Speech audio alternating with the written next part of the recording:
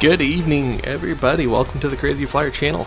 Tonight we're going to be doing some flying in Alaska. We're going to be departing out of Juneau, and we're going to do the Alaska Airlines milk run, or at least one of the flights that they do on that. We're going to go today from Juneau. We're going to first go down to Petersburg, and depending on how much time we have, we're going to try to also hit Wrangle and hopefully end up landing in Ketchikan. So 4 legs, they're all really short legs though, so as long as we can keep things moving pretty quick, I think we'll have some fun, be able to get them all in tonight. And we are flying the beautiful Zibo 737 for X-Plane 12. I believe this is version 3.5, and this is a livery available on xplane.org. Here's our mods we got going tonight, as long as our road to flight if you want to follow along. So this is the Alaska Airlines livery pack by KJO, available on xplane.org. There's several different liveries in there, including the old liveries as well as the new ones. He did a fantastic job, so great looking airplane. Got a little bit of weather around, but I think the weather will be just good enough, hopefully, that we can get into some of these more remote airports. And if not, then we're carrying enough fuel to go to Ketchikan, and I know at least we should be able to get in there with the ILS approach. With that said, let's hop into the airplane. Let's go flying. We are starting off cold and dark. We're going to do everything from scratch. We got good voltage on the battery. We have ground power. We'll turn that on. Got the door open there. Start getting the IRS systems aligned for navigation. Let's see, we're going to be pretty quick. We'll get the AP running as well. We got the position lights on. We'll leave everything else off for the most part for now. Let's do our fire tests. Alright, detector loop is good. Warning system is good. And then cargo fire test is good. Alright.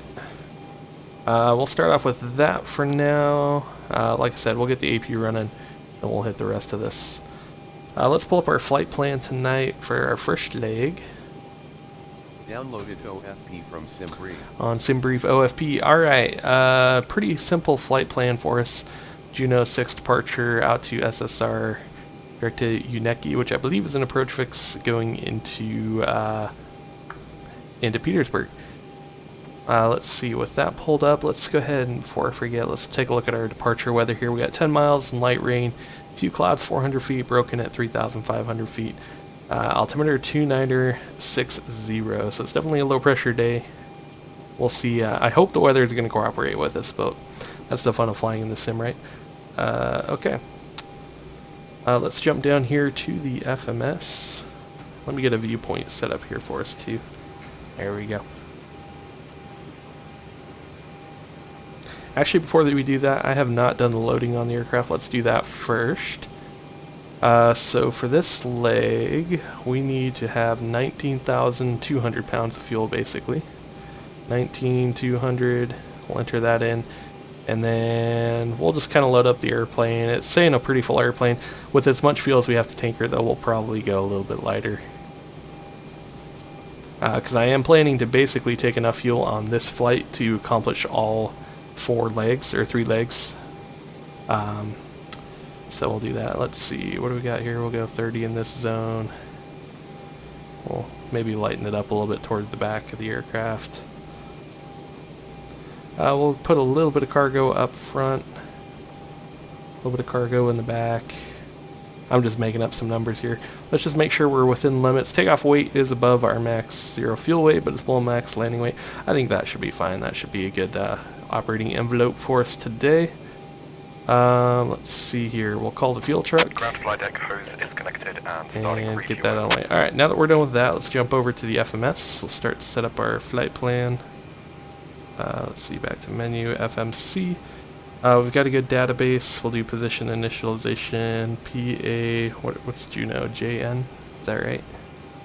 Yep, PAJN. For the reference airport, there we go. We'll put that in as our IRS position to initialize, and then the GPS will correct it to be a little more accurate. We are going to PG, Petersburg, Alaska. That's in there, and we are operating today as Alaska Airlines flight number 64. I decided not to go live on VATSIM tonight since there's really not any ATC in this particular area, so we'll just do this one without VATSIM. I don't think there'd really be any traffic to interact with anyways, and that'll help us be a little bit quicker on the turns, not having to file on VATSIM and everything else. Let's see, that's done. Let's get the departure out of here. It's planning to depart us off runway 29er out of Juneau. Or, I'm sorry, runway 8. I was looking at the wrong line. I was looking up there. That's for the alternate down there in Ketchikan. Alright, Juneau, we got runway 8. Juneau 6 departure. And we are doing the Sierra Sierra Romeo transition. We'll put that into the route and activate it. And then from there, we're going to go direct to Uneki, which is U-N-E-K-Y. We'll activate that. And then from there, it'll just be direct to the airport. Actually, well, not necessarily. Let's take a look at our approaches going in there, too. We'll pull up Juneau first for our charts. And then let's pull up Petersburg. There we go. Let's see. So if we're coming here out of Juneau, we'll want our taxi diagram. And we're going to want our Juneau departure. There we go. And going into Petersburg, let's see, it's planning based on winds. It looks like it's planning to land us on runway 5. And there's not a straight in approach, it's circling only, so we'll do that RNAV GPS Bravo approach. And here's something, so we got to keep a close eye here for Petersburg. Let's just take a look and see what the weather is there. It's currently few at 1,100 feet. Scattered at 2,700. This approach can only get us down to about 3,000 feet, 3,100 feet. So we don't necessarily have a ceiling, so we are legal to dispatch on this flight segment with that weather, but it is kind of marginal, so hopefully the clouds will cooperate with us when we get up there. But we'll load this procedure anyways. We are coming, actually, I don't see this as a final approach fix, so what we might do, we might just go direct to this fix here, or go direct to Zarut. Let's see what this looks like. We'll just load it in off Resdo for now, and we'll see what we get with that. We'll look at it on the map here. This could be the RNAV Bravo, runway 5. Here, actually erase that. RNAV Bravo, there we go. And we're going to do that transition there. Route. Alright, so let's take a look. What we'll do is we'll set our nav display to map mode, or plan mode, excuse me.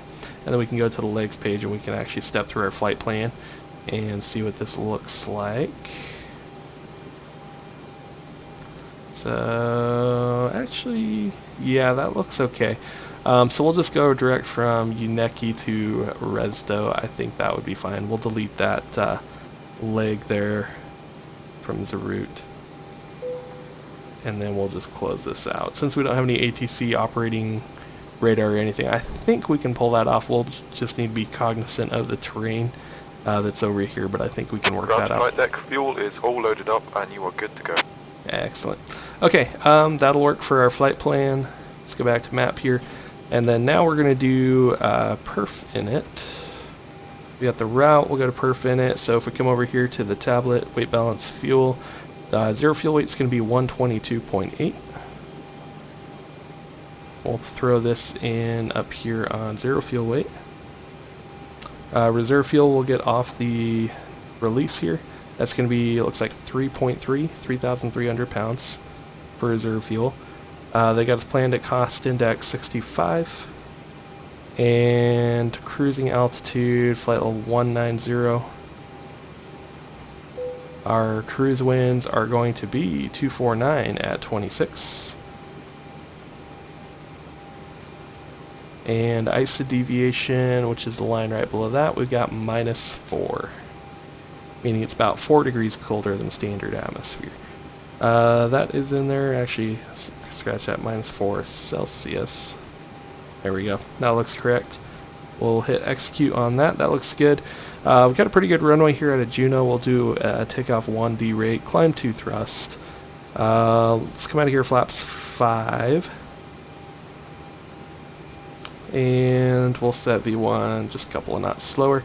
So we got 131, 137, 146. And then finally for our CG, that's going to be our takeoff weight CG, which is 25.3. Alright, 25.3 in there. That gives us a takeoff trim setting of 5 units, which it's pretty much already there. So with that, we are set up and ready. Actually, stand by. Let's look at our departure procedure, brief that, and then we're ready to go. So for the Juneau departure off of runway 8, let's take a look and see what it looks like. It's a visual climb segment here off this one. So climbing right turn as soon as practical, climb in visual conditions, direct to the CGL NDB there. What is that? Colon Island or NDB. And then from there, we track the localizer outbound. Visual conditions must be maintained from takeoff until over the CGL NDB and established westbound on the localizer. Okay, so let's take a look here just visually. That could be tricky at the moment. Yes, we got kind of a low cloud deck over there. If we're taking out this way, we got to make a visual right-hand turnout to avoid this terrain here. That does give me a little bit of concern because we do have a little bit of low ceiling over there. What are our winds here in Juneau at the moment? I might elect to take off with a little bit of tailwind. Yeah, wind 0807, so it's less than 10 knots of tailwind. I'm going to elect to take off with tailwind rather than have to risk that. So we'll change this runway 26 because I think we can depart runway 26. We'll have to redo our takeoff perf here. So let's take a look at runway 26. I think we can do that without having to climb in visual conditions. So climbing left turn 252 direct to the NDB and then outbound on the localizer back course. So that will work. We can do that procedure. And then we're flying the Sisters Island transition there.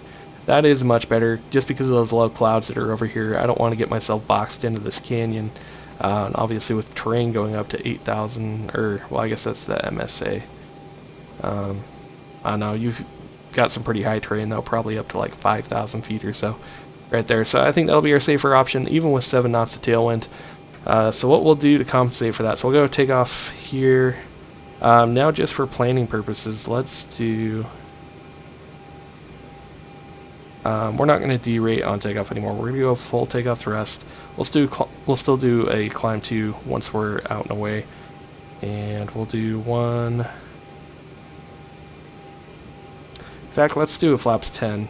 That's going to give us more performance margin for runway performance with the tailwind.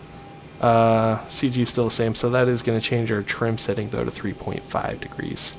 We'll set this trim nose down a little bit. There's 4 and 3.5. Why is the trim not running? That's weird.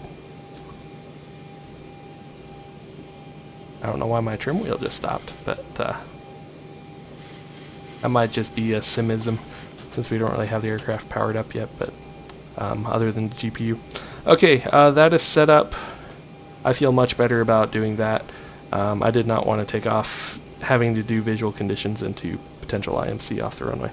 Okay, we've got that set up. Let's run some checklists, and we'll be on our way. Oh, it's going to be... I forgot, with Avi tab here, you have to do it like so. Do we not have a charts? Or not charts, but the... doesn't have the manuals tab. Okay, I won't be able to share my checklist. Let me pull the paper one out. I put the checklist in there so we could use it on live stream, and I just realized I can't do that apparently on AviTab in 737. All right, before start, we got ramp fuel, 922 plane, 922 on board. Fuel pumps, actually, hang on, we did not do our overhead flow. All right, so now that we got those running, yaw damper is going to come on. Fuel pumps, we're going to turn 4 on. Do we have any in the center tank? We actually do have some fuel in the center tank, so we'll go 6 fuel pumps on. We're going to transfer electrical onto the APU. And we're going to transfer the bleeds.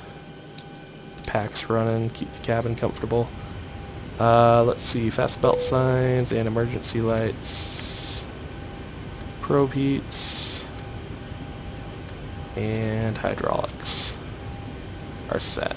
And let's see, we're cruising at 19. And our airport's just above sea level, so we will set this down closer to sea level.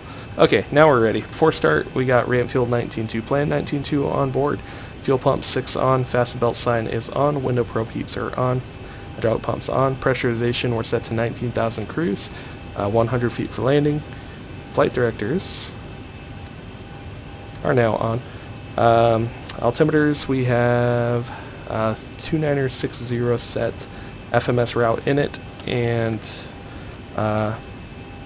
route and in it are set. Departure read is complete. Mode control panel, actually, you know what, we didn't set that either. Initial altitude on this. A little scatterbrain tonight. Actually, it doesn't give us an altitude, so we'll go all the way up to 19,000 feet since that's our cruising altitude. So we'll set that up here in this window. 19,000. And we'll just set our heading bug to our initial heading, which is going to be 252. So we'll spin the heading around to 252. Alright, now that's set up. Mode control panel and nav aids are set. Auto brake, RTO, and our before start to the line is complete. Alright, we are ready to close up the aircraft. I never did hit the start leg. That might throw off some of our passenger effects and cabin sounds and all that, but we'll go with it. Alright, let's get the airplane closed up. Let's get going. Doors are closing. We'll have them pull the ground power and chocks. Let's turn our beacon light on. And we'll pull the jet bridge. There we go. And we'll set up the pushback. Cockpit. Please show me where you want to go. Let's see, we'll kind of push tail back like that. Ground cockpit. Tow is driving up. Alright, she's closed the flight deck door, and I believe we are set up on auto. Yes, we are. Excellent. Let's make the cabin, or let's make the displays here a little easier to read. Let's turn the brightnesses up.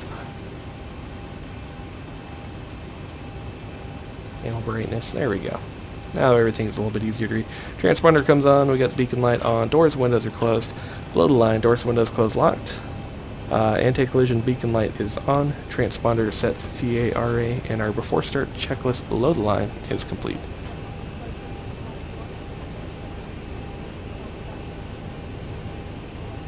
Position. Luggage under the seat in front of you completely. Laptops and DVD players should be Okay, all turned off. doors and hatches are closed. Ready to connect. You guys are clear to connect.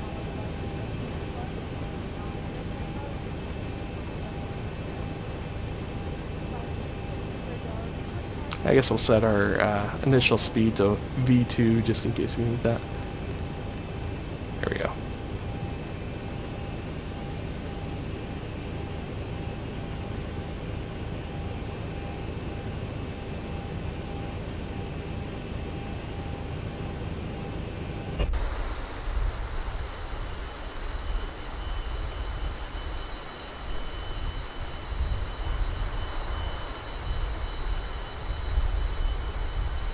So connected and bypass pin inserted. Release parking brake. Brake is off and you are clear to push. Starting pushback. And you may start engines. Okay. For a second I thought I was stuck on a chalk or something. Didn't see me moving. Alright, he gave us the okay to start engines. In just a moment, we'd like to direct your attention to the video screen. Let's go ahead and we'll fire up engine number 2 to start with. So we'll bring the bleeds off. Or sorry, not the bleeds, but the packs off. Engine 2, we'll set to ground start. Got the engine starting to spool. Looking for 20%, we'll bring the fuel on in.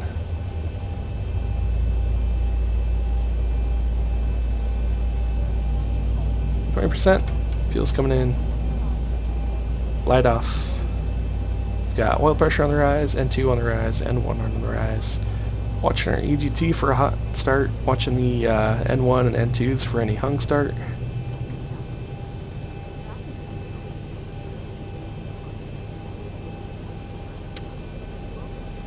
And it looks like we got a good, nice, cool start on engine number 2. We'll go ahead and transfer the electrical on that engine. And let's spin engine number 1. Operation complete. Set parking brake. Park brake is set. Clear to disconnect. Disconnecting tow. Stand by.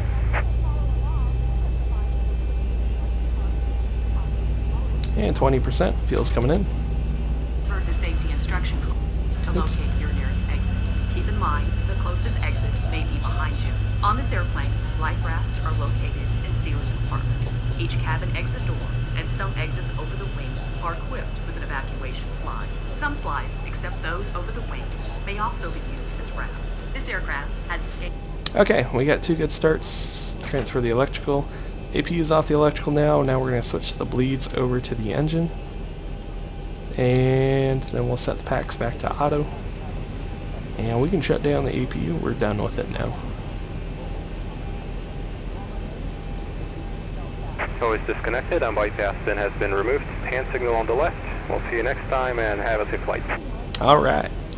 Pushback is away. We'll look for the thumbs up and then we'll configure the aircraft and we'll start taxiing.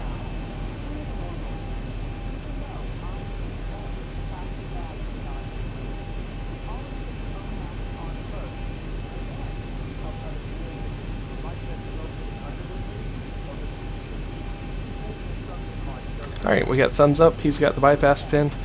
We are good to configure. We'll start with the flaps. We're going to go flaps 10. Break the seal. Remove the vest from the package like this. Zibo has Put the excellent vest on flap over your sounds. head, wrap the strap around your waist, and Really, it attach has the excellent buckle. sound in general, Loosen especially the these strap flap tight. sounds. Once Very outside, authentic, pull down realistic. on the red tab to inflate the vest, or blow into the red tube on the side of the vest. Alright, with that done, let's see, we'll put the engine instruments up here on top display, bring up our flight controls down here, we're going to do a flight control check.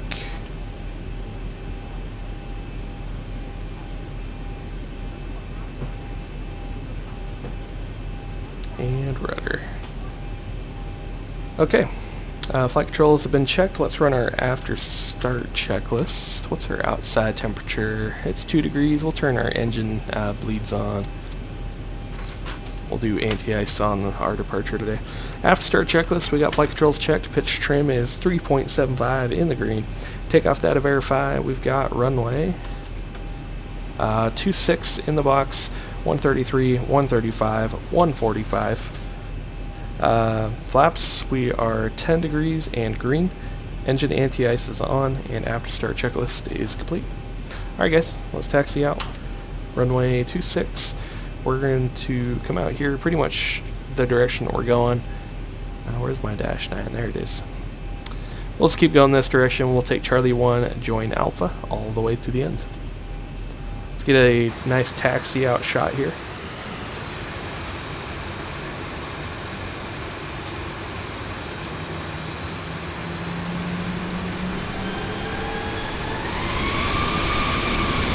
A little too much thrust.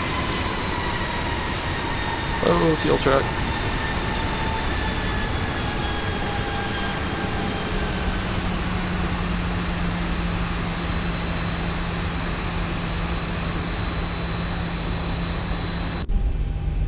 A lot of traffic on that taxiway.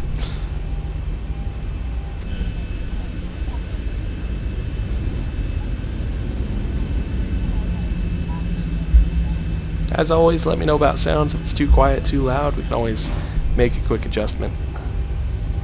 I might bring the sim up just a little bit. I love the sound of these CFM 56 engines.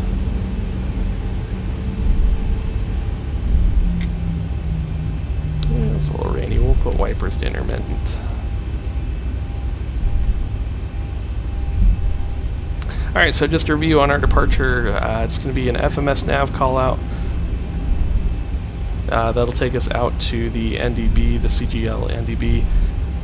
It'll follow the localizer outbound and then out to SSR for our first en route waypoint. And we're going to let the aircraft climb all the way up to flight level 190 for cruise. With that set, let's do our taxi checklist. Taxi master recall is checked. Engine gauges are checked. Brake temps are good. And takeoff briefing complete. Taxi checklist is complete.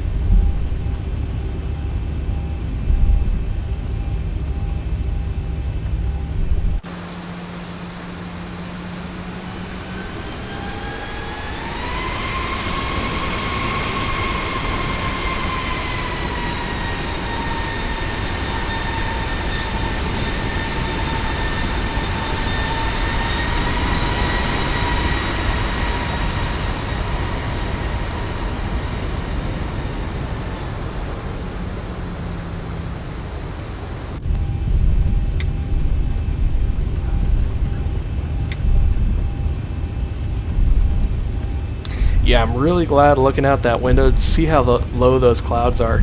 There's no way we would have been able to do that departure off runway 8. Those we would have ended up right in the clouds on that visual segment of that departure. Even though it's a little bit of tailwind, it's definitely better than taking off into that mountainous terrain there with the low clouds.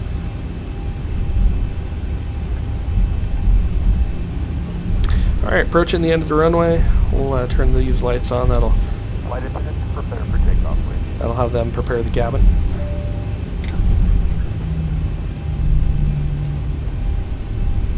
Okay, the cabin is secured. Have a good flight. Alright, cabin is secure. Let's go ahead and light up the airplane. And let's see. We'll give the flight attendants the double chime. Let them know that we're ready for departure. Takeoff is imminent, and let's do our before takeoff checklist. All throttles coming on. Min fuel, what was it? I can't remember what our min fuel was. 12.9 is required to get 18.9 on board. Flight attendants notified. Transponder is TARA. Wing anti-ice, you turn that on. Wing anti-ice is on. Runway, we've got runway 28. We'll verify that on sign. Before takeoff checklist is complete. Alright guys, let's go flying. On this rainy day in Alaska. Yep, I see runway 28, or correction, 26 on the sign.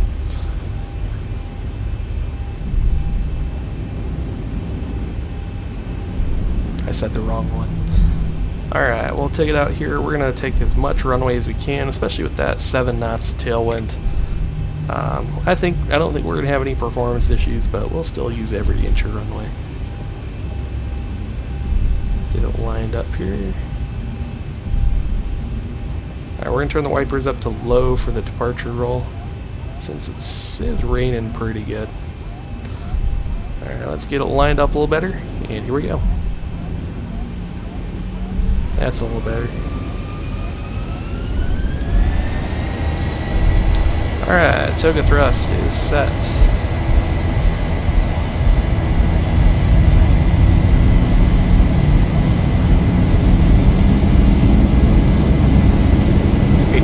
Checked.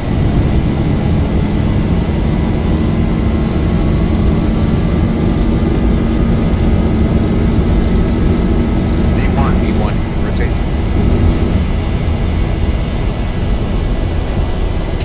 Positive rain. You're up.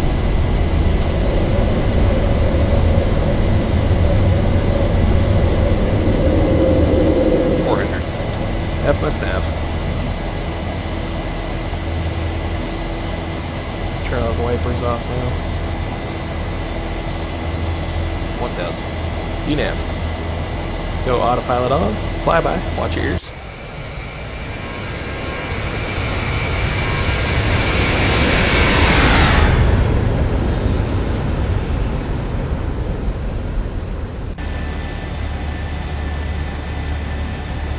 Alright, we can go flaps 5.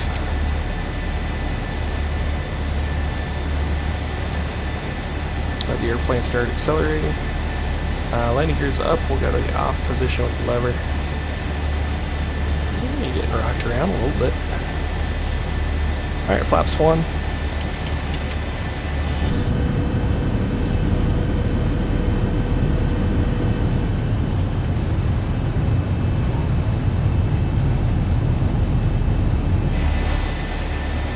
Alright, and there's the up bug, flaps up, and after takeoff checklist.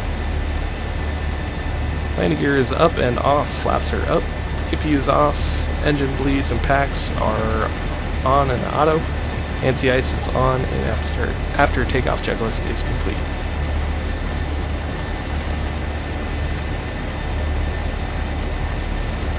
Then let's turn the terrain map on, since we are kind of in mountainous terrain here. Keep ourselves aware of where the mountain peaks are.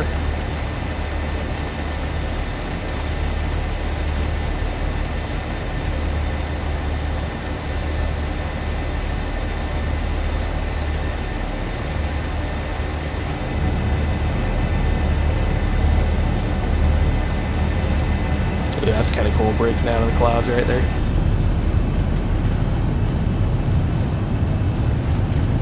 Just for a second.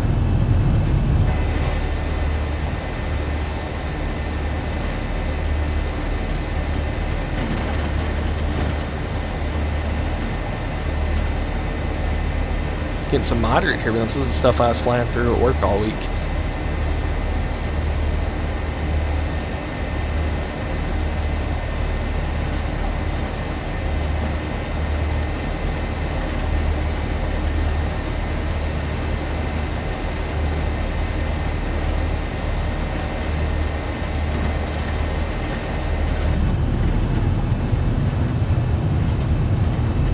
Got some ice on the wings. That's Zibo's icing effect. It's more of a snow-covered wing kind of look, but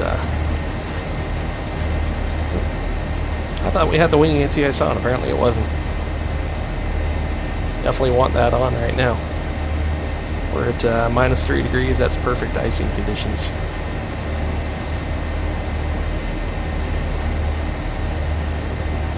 See if that's melted the ice off yet. Yeah. Still got a clean wing.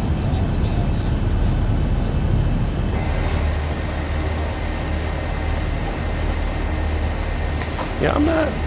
If the weather is like this in Petersburg, I'm not entirely optimistic we'll be able to make the approach in there. We'll give it a shot.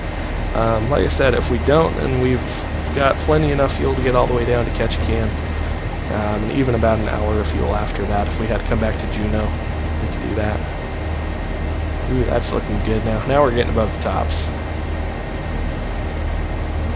Should be a much smoother ride. There's 10,000 feet. Come up here, let's turn lights off. And we'll ding the flight attendants, let them know we're above 10,000.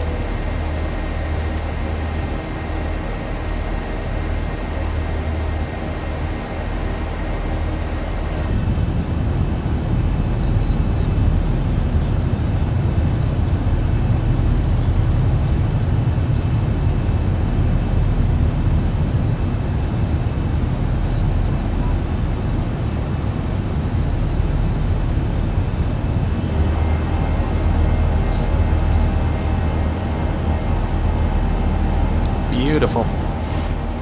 It's always fun to break out just above the clouds.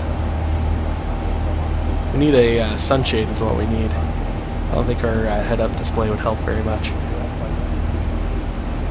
At all times, in case we do encounter any unexpected clear or turbulence, and for everyone's safety, please make certain all your personal belongings are free and clear of the aisle. You may now use all approved personal electronic devices. We'll be serving a variety of complimentary drinks as well as select beer and wine. In addition, there are other alcoholic beverages.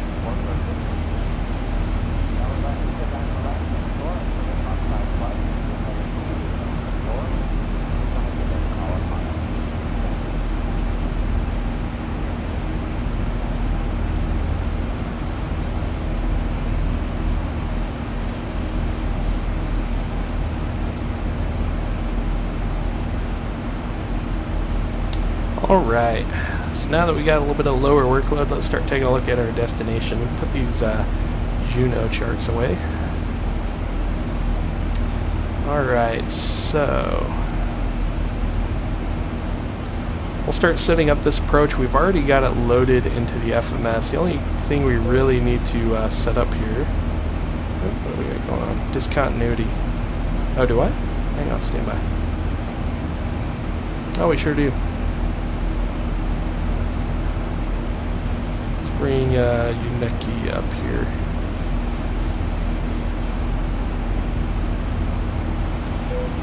Let's see, we're going to take Uneki, put it up here, we'll just go direct to it. There we go. I didn't realize I had that discontinuity in there. And we'll put it back into LNAV. There we go. Let's see, we do have a fuel caution. That's just because we have emptied the fuel in the center tank. So we'll turn the fuel pumps for the center tank off, leave the other 4 on. Alright, now we're going the right direction. Back to this, so like I was saying, the only thing we really need to set up for this approach would be our minimums, which I'm hoping we can get the aircraft down to Cat C minimums, which I think we can with flaps 40, get it down to 140 knots. 3,080, so we'll round up, call it 3,100 feet for MDA. We're going to go up here to minimums, set it to barrel minimums, and we'll set this to 3,100. On this little display down here. 3,100 feet is set.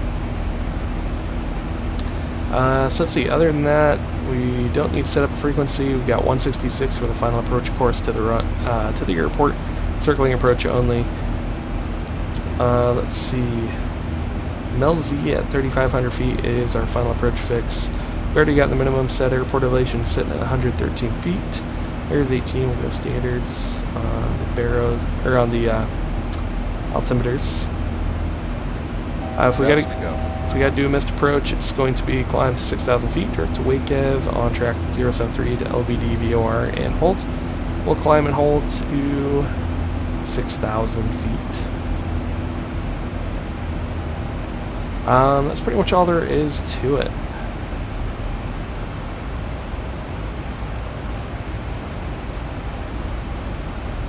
The airplane's a little outside that turn there. So let's see, for VNAV planning, since this is such a short flight, looks like we're going to want to cross Resdo at 5,600 feet. So we'll do Resdo at 5,600. We're just going to do that as a hard altitude here. So what I did is I put 5,600 in right here. We'll hit execute on that, and then that'll get the aircraft across that waypoint at that altitude. That should be good for VNAV planning. As far as I can see there, it looks like that'll keep us clear of this mountain peak just up to the north. We'll have our terrain display up for situational awareness as well.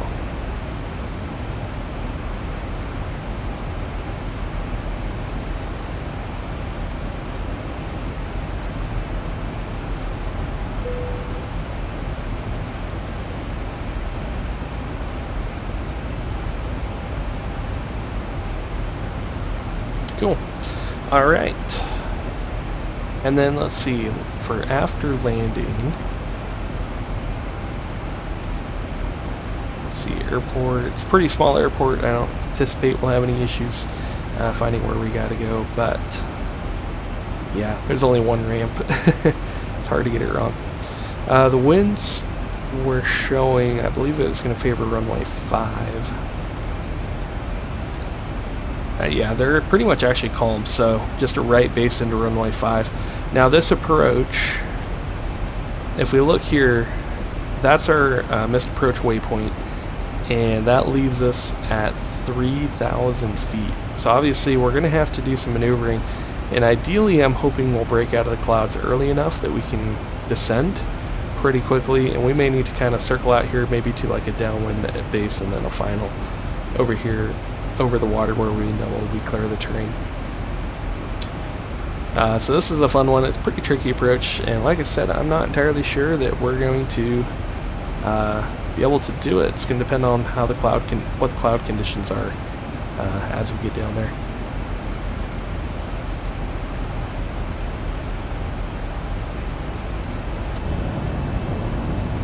got like ice over the windows. It's making it all blurry.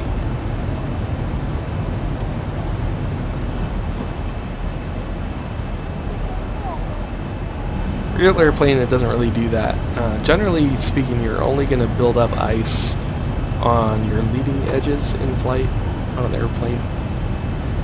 I've never, in all my years of flying, I've never seen ice actually form like on the side windows like this. It is cool to have those, you know, rain effects and stuff, but I do wish they could leave the icing effects off of the side windows. One thing that is cool though, I don't know if you guys can see, like right here, you can actually see the heated area of the windshield here on the 737. That is actually quite realistic. I have definitely built up ice on my windshield, and of course the heated portion will, you know, keep the ice off of it, and you'll just get this little border around the edge of the windshield that has a little bit of ice built up. I definitely have seen that in real life.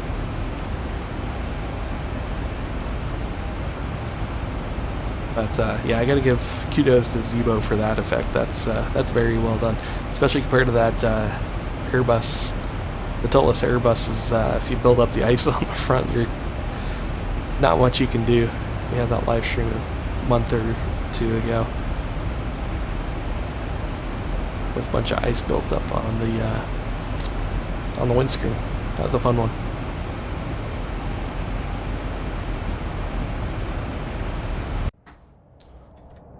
Get some flyby shots here.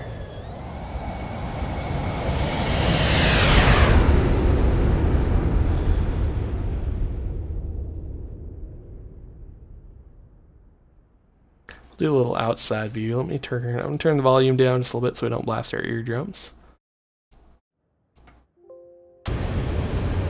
It's all better.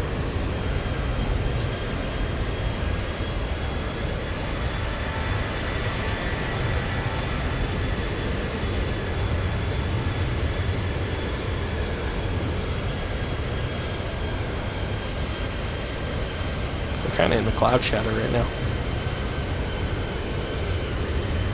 You can try to light up the airplane, or you know, get that nice shot. There we go, out from behind the shadow. Airplane is looking pretty good.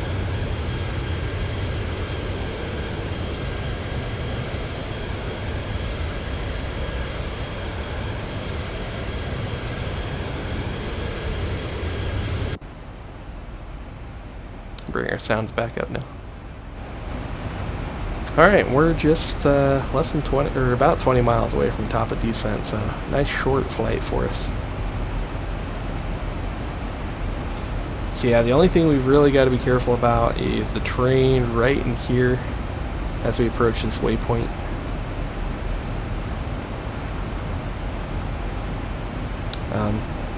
So I know there's this peak right here at about 4,000 feet. We're going to be, you know, at least 2,000 feet above that at that point if we're going to cross Resdo at 5,600 feet. I guess I could have gone out here to the Zerut waypoint. That actually would have gotten us time over the water for a little bit of terrain avoidance, but I think we'll be alright.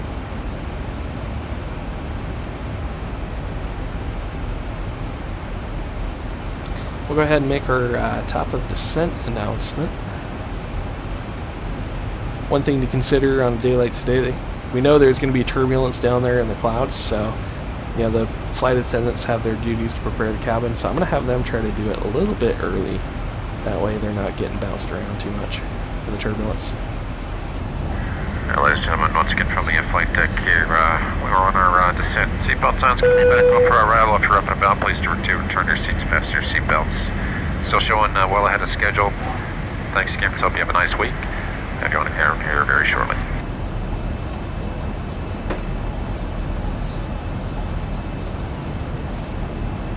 Then we'll do the prepare for arrival announcement. Flight attendants, please prepare the cabin for landing.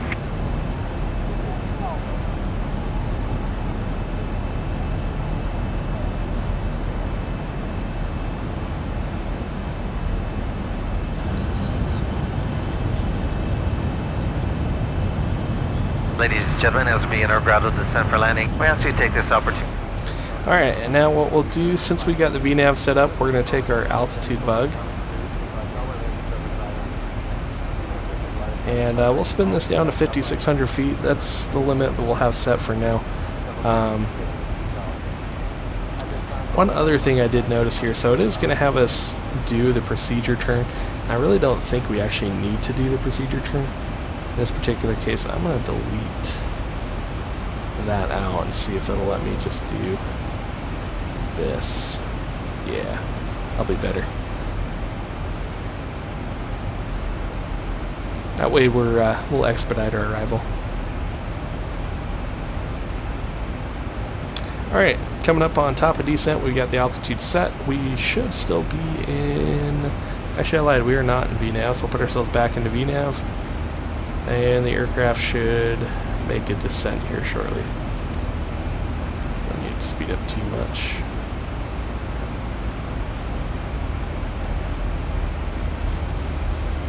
And down we go. There we're intercepting our VNAV path. And we'll follow that all the way down to our waypoint. Actually, this is looking decent. I can see the ground there through the clouds. We might have weather good enough to get in here. That looks pretty good up this way. I was genuinely kind of concerned that we weren't going to make it in Petersburg, but that looks promising. Alright, the altimeter in Petersburg is going to be... let's see, it's down here. 29er66. So we'll go up here, altitude knob, we'll set 29er66. Down here, we're gonna hit the standard button there, and that'll set our altimeter. We're coming up on 10,000 here pretty quick. I think it's got a deceleration plan in there. I think what we'll do, we'll come out of speed intervention, we'll just let it do FMS speeds. And then it should automatically slow us below 250 knots for 10,000 feet. I'm gonna master caution, what's going on? Air gun, let's see. Oops, we tripped the bleeds off. Let's reset that, not sure what that was about. Oh, it's because we got anti-ice on. And the bleeds was a little too much for the bleed system to handle, both the anti-ice and the ECS at idle thrust. So that'll take care of that. We don't need the anti-ice right now.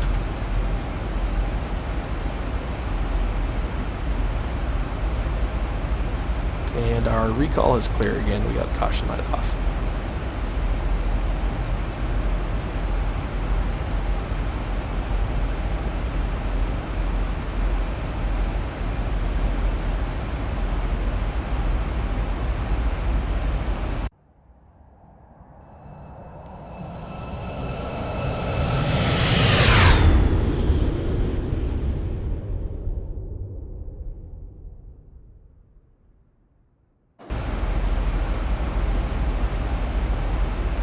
Yeah, this cloud layer is not looking too bad. I think we're in good shape. I think we're going to make it in here just fine.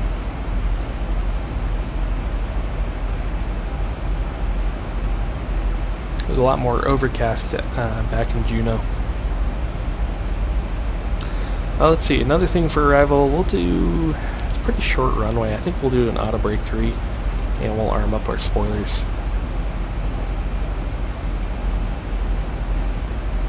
Turn that screen off, don't really need it right now. Alright, and we're coming up on 10,000 feet. The aircraft is making the speed reduction back to 250 knots. It's perfect. I'm going to turn the lights back on.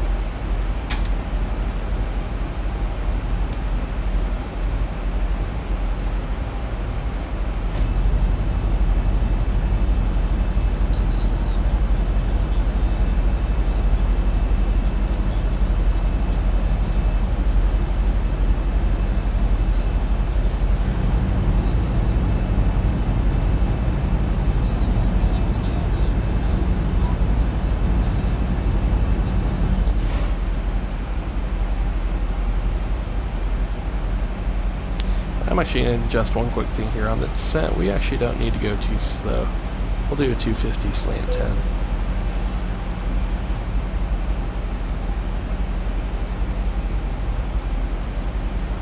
I think it puts that 240 in just to kind of make sure it gets below 250 at 10, but it's perfectly legal to do 250 knots below 10,000 feet. You just can't exceed 250 knots.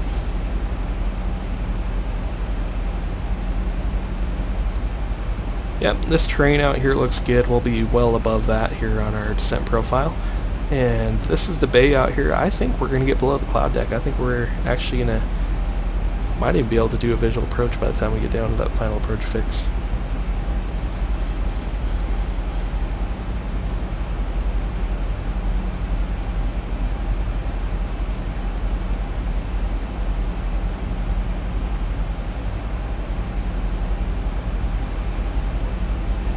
Sim is definitely looking pretty decent. I like the reflections. Zibo does such a good job with the reflections on the flight deck, the textures.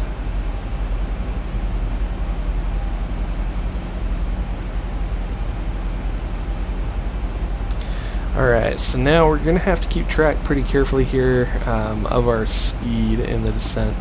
Now that we can see the terrain, we're going to be doing this approach. Let's go ahead and set our altitude selector down to 3,500 feet, since that's our final approach fix altitude. With it in VNAV, it'll honor all the altitude restrictions down to that point, and hopefully by then we'll be visual below the clouds, and we can just click off the autopilot. We'll hand fly our approach into Petersburg.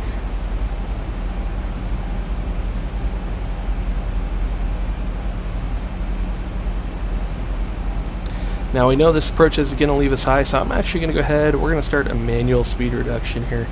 I want to start getting the aircraft configured early because it is going to be kind of a steeper approach here once we break out below the clouds. Because the approach leaves us high, we're going to need to lose altitude pretty quick. So by slowing down early, it should help us to be able to descend at a steeper angle. Extend our flaps and gear and all that good stuff.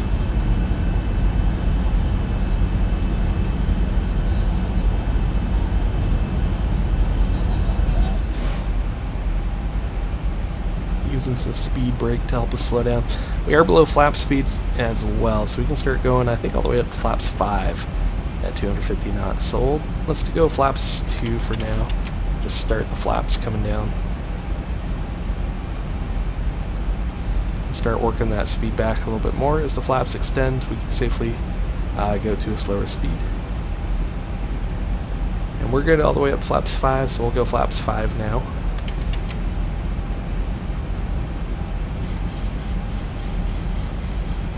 And as we get more drag from the flaps, we'll go ahead and stow the speed brakes. Let the flaps provide the drag that we need.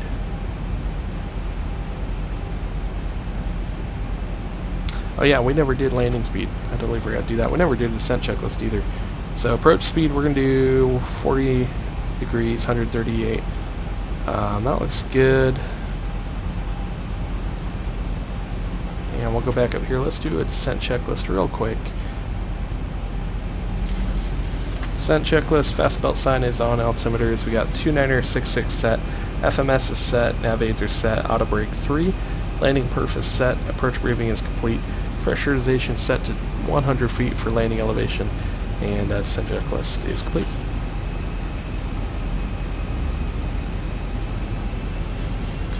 Alright, please don't leave me high here, airplane.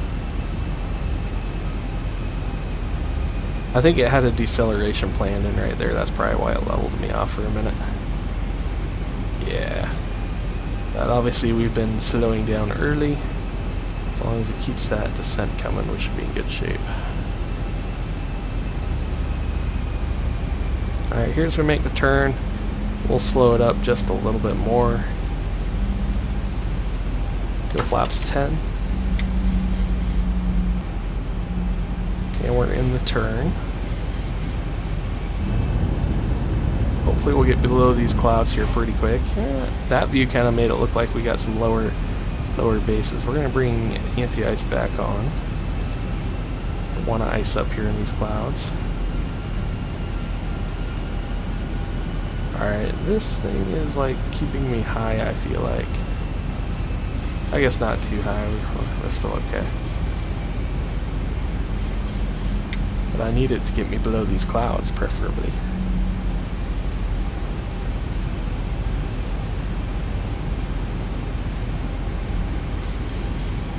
Oh, I do have that charts function. Maybe I could use that for my checklist if I put it in that folder. There we go. That's what I wanted, though.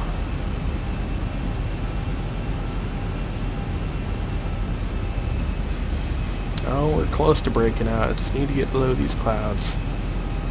Which should be alright. I might need track IR on this one because we might have to do kind of some visual traffic pattern flying here to get ourselves down to the runway. So I'm just going to center it here. Oops, that's the wrong button. Just going to make sure track IR is working. Yes, it is. Alright. Yeah, we'll pause it for now. Alright, keep descending airplane. We're still 3 miles out, so about 1,000 feet above CPUP at 4,100 feet. And these clouds are hanging a little lower than I was thinking. Alright. Well, we might have to take it all the way to minimums. We'll see here. Ah, there we're breaking out. That's looking a little bit better. And I still feel like this thing is leaving me a little bit high.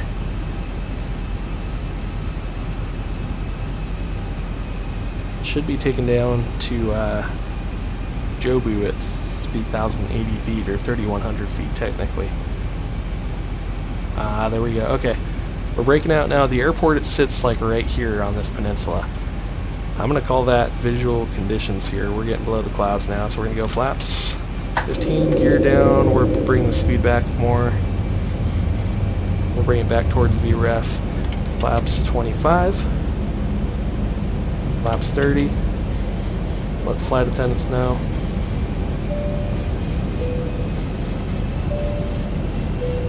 Alright, and we're going to go flaps 40, landing checklist. Flight attendants notified, recall check. Landing gear down 3 green. Flaps are 40 in green. Speed brake is orange. Landing check's pretty. Alright, we're visual now. I can see the terrain where the airport's going to be. Autopilot's coming off now. We're just going to hand fly. In fact, we're going to turn the flight directors off.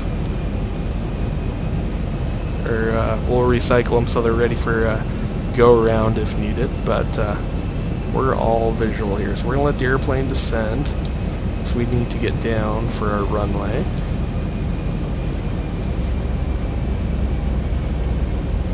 Watch our speed. We are pretty close to flap speed there. And I can't remember what the missed approach was. I think we'll set like 4,000 in case we gotta go missed here. I think it was probably even higher than that, but we are visual at this point. Our airport is right out here. Definitely on the high side. Let's widen our turnout a little bit. And we're going to 2,500. turn on the track IR here. Let me center it up here a little bit more. There we go. Alright. We can start slowing the descent maybe just a little bit. We're looking pretty good.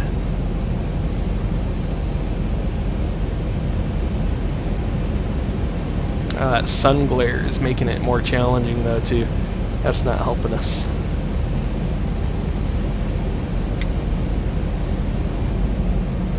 I can see like the airport, you know, surfaces over there in the sun glare, but it's hard to distinguish things. Alright, we're gonna rest the descent, slow it down 1,000. A little bit here. Autopilot or auto throttle's coming off here. And flying. Oh, man, that sun glare though. Okay, I got the runway in sight.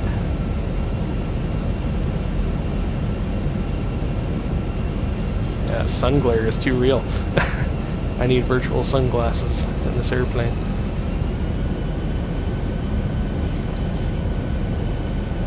Let me turn my FPV on here. There we go, flight path vector. Much better. And we're right on the PAPI, so that maneuvering worked. There's our runway. And of course there's the rain too. A little on the high side, we're correcting it. We got 3 whites 500. there. 500, and we're stable. There we go, on path. 400. Keep it coming down though, don't want to get high. 300. There we go. 200. Looking good. 100. 50, 40, 30, 20, 10. Ooh, this is gonna be firm. Yeah, there it is. That was an arrival. It's reverse.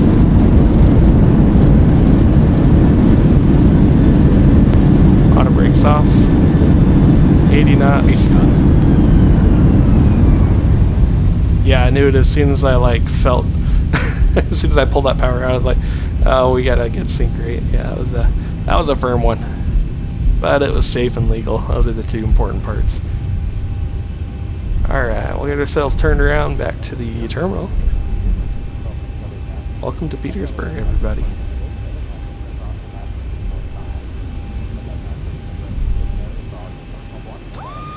Yeah, that was not a greaser.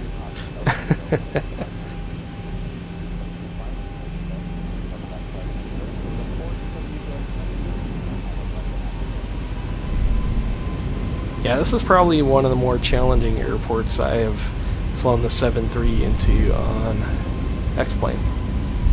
A lot of fun though. Alright, we'll taxi on down the runway. We'll go ahead and start cleaning up the airplane here. Get the APU on its way. There we go. Keep the lights on until we're clear. I'm just curious though, I want to look over here. This is going to be painful. Give me a good landing rating. Okay, 3 stars. I'd be curious to see what it takes to get a 1 or 2 stars on the Zibo scale.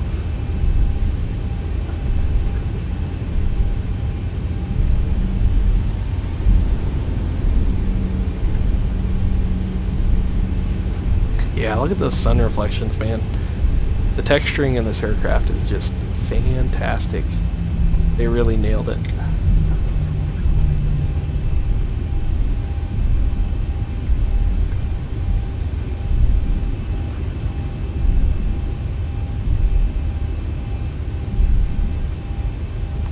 Alright, let's see. APU, yep, it started. Very good. So we'll be ready once we get up here to the gate. And we'll try to do a quick turn. We'll set ourselves up to go right back out to Wrangle for the next stop. And then on to Ketchikan. I think we might have time to get all 3 in. I'm actually trying to keep myself up late tonight because my trip tomorrow is kind of a later trip. It's only a day trip, so it's kind of nice. I'll be home tomorrow night. But I do have to stay up late tomorrow night, though. I don't get home until about midnight. So I gotta try to keep myself up a little bit later tonight because I don't want to be too tired tomorrow evening. Try to get myself to sleep in a little bit tomorrow. Alright, coming into the ramp area, we are clear of the runway. Turn some lights off. Strobes, landing lights. And let's see, that's our ramp spot right in front of us, and I think, yeah, there is a lead-in line right there. So we'll kind of get ourselves angled up here using this line that'll bring us around. Then we'll go to our marshaller cam.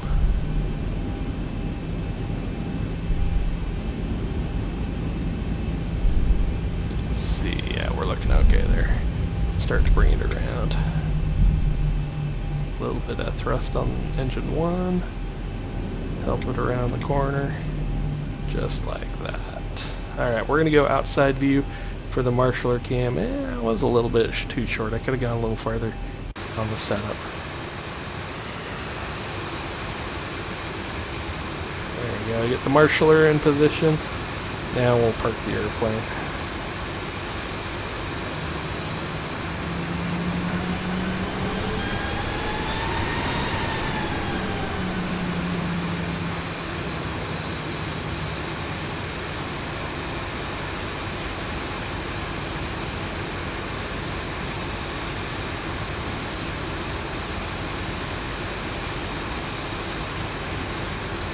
Alright, there we go. Park brake is set.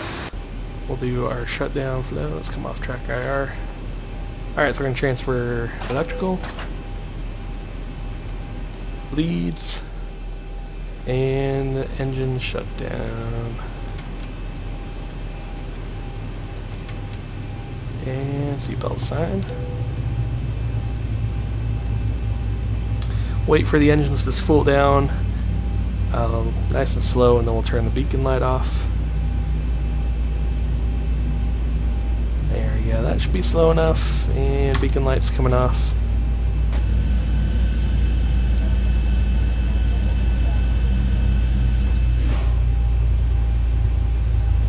Alright, and let's see, we're gonna set this up with the stairs on the aircraft. So we'll go to ground services, doors, we'll open these.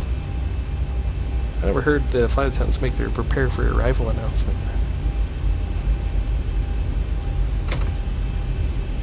Alright, either way, let's go ahead and open the door.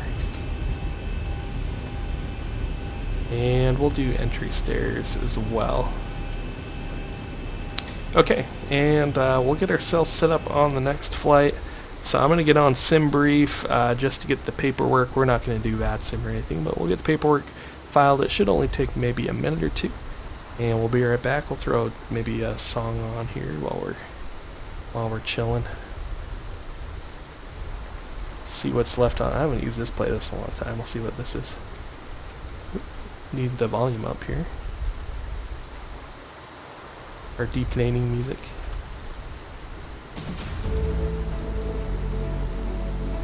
Okay, and let's see. I'll be off screen for just a minute. Let's get our next paperwork for the next leg, and then we'll get going.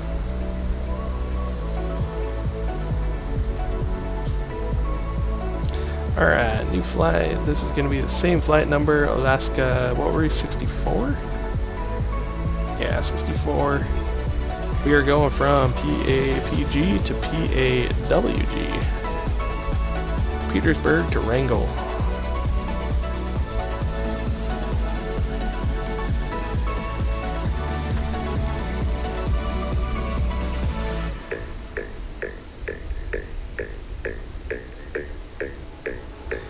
Okay. Got that going. Let's see, how much fuel do we still have on board? Because this is going to play into how much we got going. Okay. Let's try this. We'll go extra 40 minutes, see if that gets us close to what we got on board. Okay. I'm going to put you guys back outside for a minute.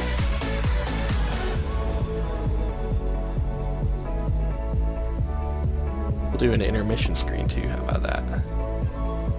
Even though I'm still kind of here. Alright, yes, that looks good. Generate, let's see. Let me just make sure I got the fuel calculations right here. Basically, the idea is I'm trying not to have to fuel up at all here in Wrangle, but still have enough fuel to complete the next two legs. Essentially what we're doing is we are tankering fuel. So let's see, this has us going out with 15.9. What do we got? 14.9. Okay, so I put a little bit too much in the extra fuel. Let me edit this, bring it back down a little bit. Let's try 30 minutes. Generate for that. Let's see where that does. We may have to. I don't know. It's gonna be close. Because technically, I think we're gonna need an alternate for Ketchikan because the weather is a little bit soupy down there. Not terrible, kind of like it is here. Yeah, alright, that's perfect. That gets me at 14.8 planned, 14.9 is on board, so we don't need to add any, and we meet all the legal requirements. That's good. Okay. Let's get this one loaded up. We'll turn down the music a little bit here while we're doing our pre-flight, but we'll leave that going. Alright, back into the game screen. And we're going to turn this airplane around. So let's see. For the sake of passenger effects, we'll terminate flight leg. We're going to start flight leg. And let's just double check here. We should still have loading exactly the same. We're just going to leave it as is. Perfect. With 14,000 pounds of fuel on board. should be just fine. Alright, coming down here, we'll go to init ref. Actually, let's go to, where's it at here? Route. Get that started first. PAPG. Petersburg to Wrangle. And same flight number, Alaska 64. Okay. That's in there.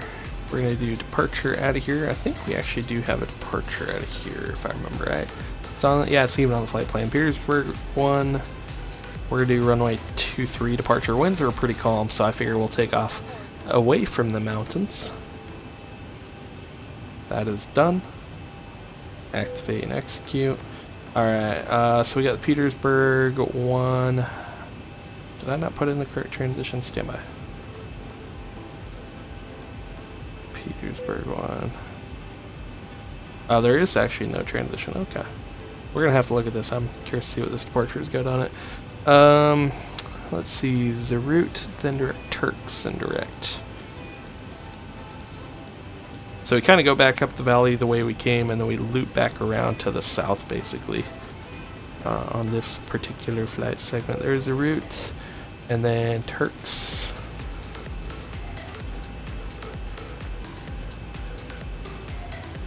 And then from there, we're going to go direct, but we're going to kind of do what we did last time. Let's pull up. Actually, we'll pull up our departure here first. Petersburg 1, and then we are going to pull up Wrangle. PAWG. And let's take a look at the approaches in there. I think this one's similar. Oh, no, it does have an approach to runway 10. On 10.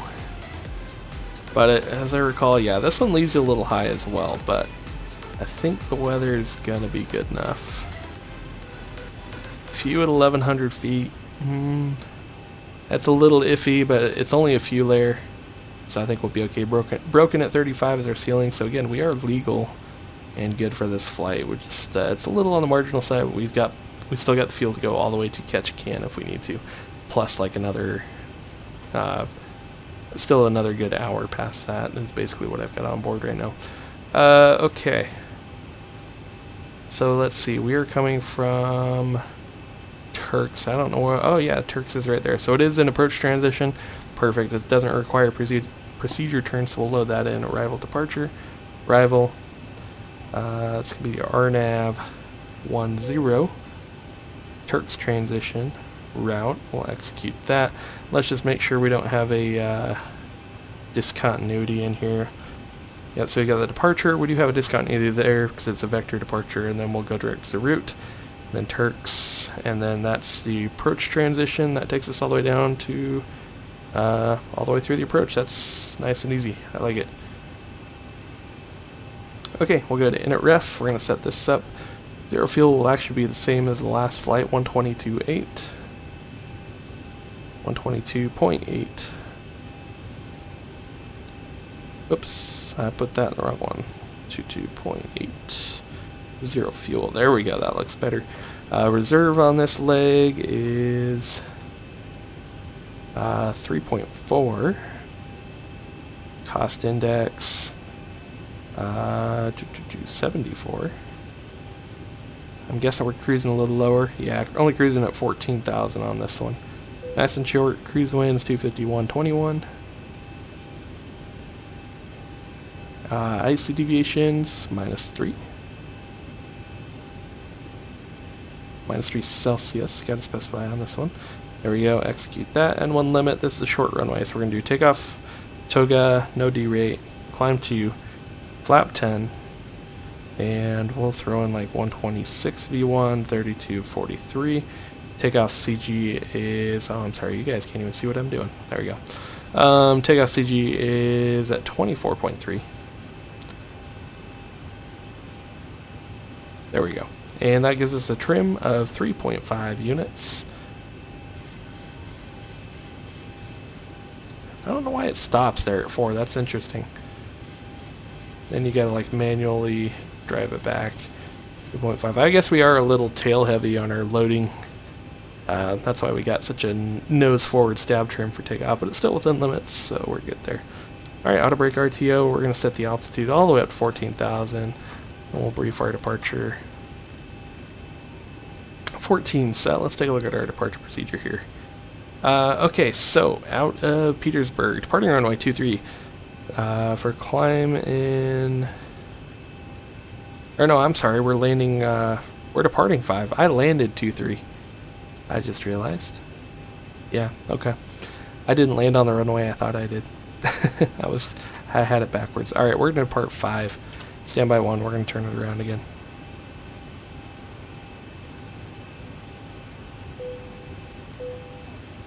I didn't even think about that when I was flying in here. I totally landed runway 23. That's the direction I wanted to land, though.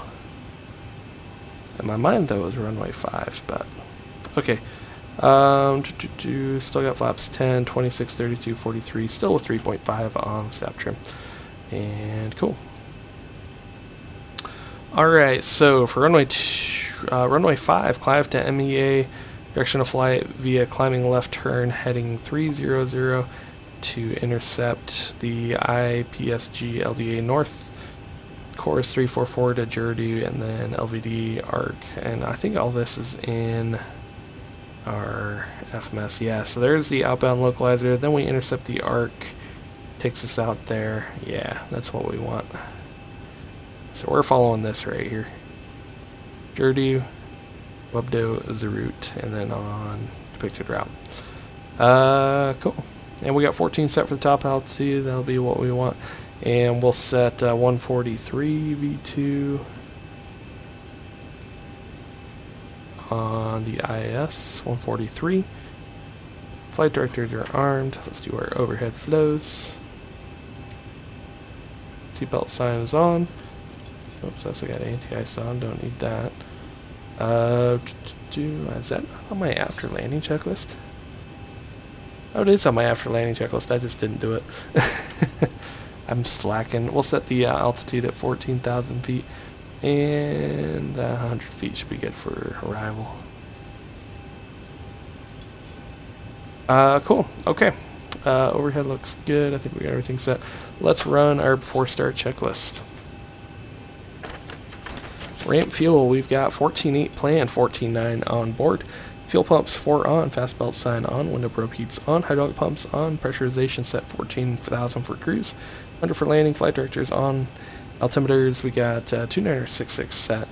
FMS route and in it are set, departure reviews complete, mode control panel navigators are set, auto brake is RTO to the line is complete. Alright guys, I think we're ready to close up and we'll get underway. On our way to Wrangle. Let's go ahead and close up the airplane. Doors are coming closed. Oh yeah, we gotta retract the stairs first. Now we can close the forward door. Alright, those are closed. Turn the beacon light on. Guess we turn the logo light on. It's kind of getting close to evening time. I don't hear like any... Is now complete. Yeah, okay. Prepare the cabins. Verify arm door, standby for all call. I was gonna say I didn't hear the passenger announcements. Now I'm hearing them.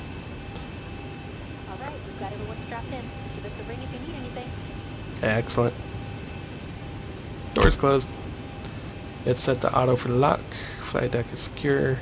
Throw the engine gauges down here on bottom display.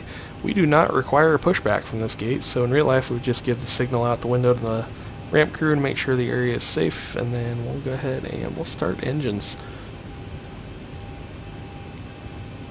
Actually, before that, let's run below the line. We've got doors, windows closed, locked. Anti-collision beacon is on. Transponder is on TARA. 4-star checklist is complete. And let's start engine number 2.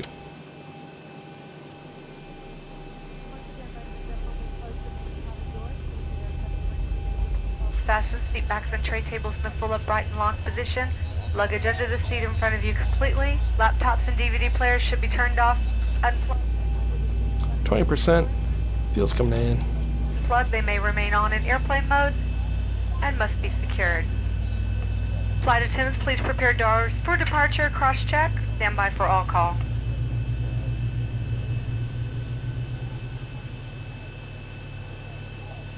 Alright, sounds like we got a good start on engine number 1. Gauges look good. Bring the electrical online. Or correction, engine number 2. Now we're going to start engine 1 though. We'll do this one from inside the flight deck.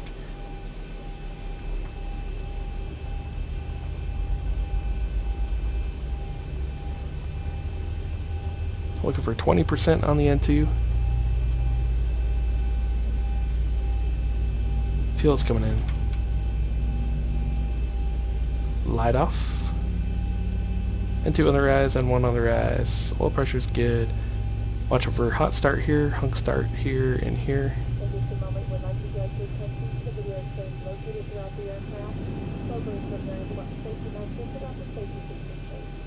Alright, looks like we got a good cool start on engine number 1. We're stabilized. We're going to transfer electrical. Transfer the bleeds. And APU is coming down.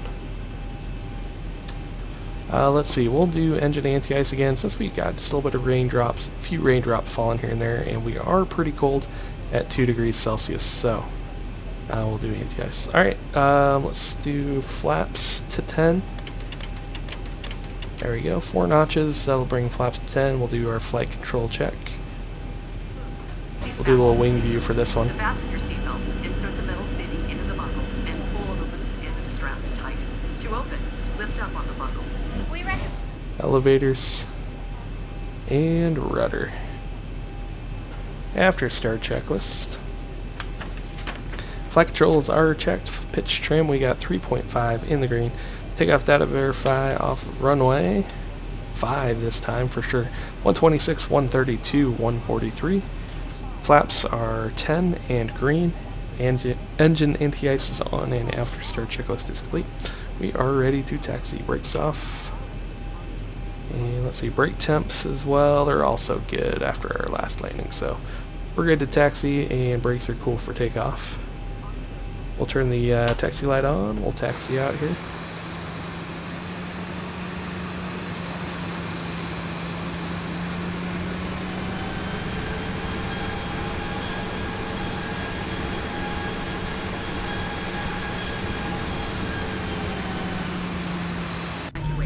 Leave all carry-on bags behind and quickly proceed to the nearest exit. If the aircraft cabin loses pressure, the panel above your seat containing oxygen mask will open automatically, while remaining seated with your seatbelt fastened. Alright, so it sounds like our flight attendants are probably still going to need a minute or two to get their safety demo complete, but that's okay because we do need to back taxi all the way down the runway. So I'm thinking by the time we get to the end of the runway at the far end, out here to the right, they should be ready for takeoff. So we're going to go ahead and light up the airplane. Since we're taking the active runway, check, make sure the finals are clear both directions, and we'll taxi on down.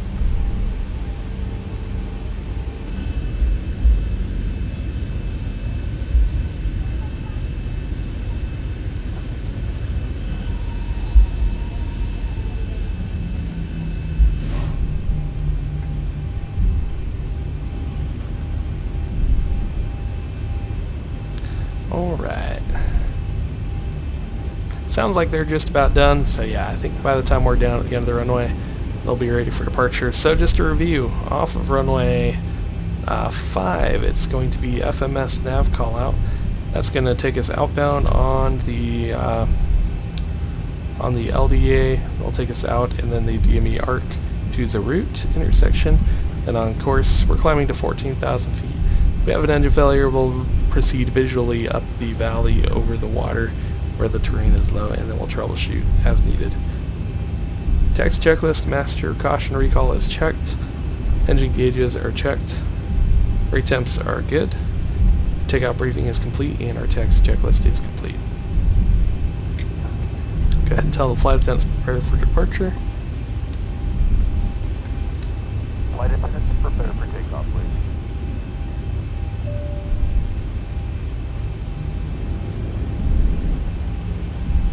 Okay, the cabin is secured. Have a good flight. Roger that. Alright, they're ready for takeoff. What that will do before takeoff. Oh. Nope. Let's reset our flight directors. Apparently the auto throttle is still in some flight mode. There we go. Now it's armed. Auto throttle is trying to spool up the engines on me. Alright, now we're ready. We've got that done. Transponders TARA lights are on. We'll notify the flight attendants. Alright, before takeoff, min fuel. And again, I don't have it written down. Let's pull up our release here. See what it is. Minimum takeoff fuel, we got 11.2 required, 14.7 on board. Flight attendants notified. Transponder TARA. Wing anti-ice is coming on. Curious to see if it actually stays on this time. Maybe you gotta turn it on like on the takeoff roll or something. Anyways, wing anti-ice is on. Runway, we're gonna verify runway 5 down here at the end before takeoff checklist is complete.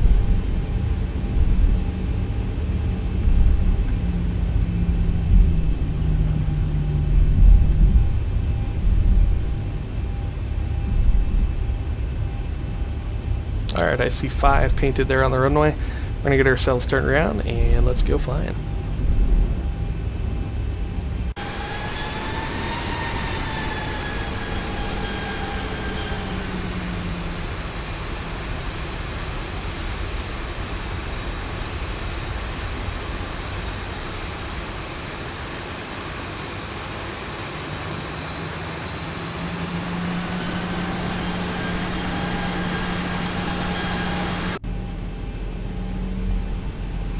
Alright, runway 5. Get it lined up here. We're going to start spooling the engines. And here we go. Toga.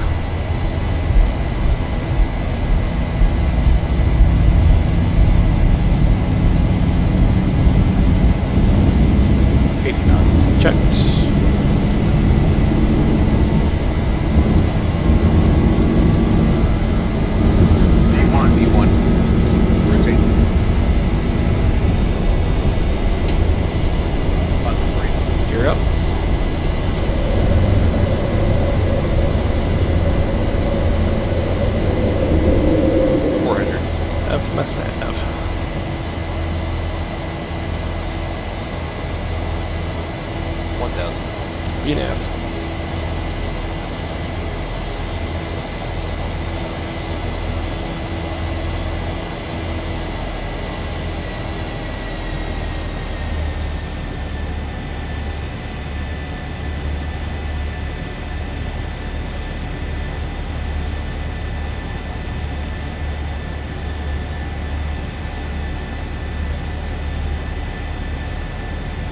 And let's go flaps 5. Little wing view here while I'm hand flying. Ooh, that's a cool shot right there. Alright, coming up on the flaps bug, flaps 1.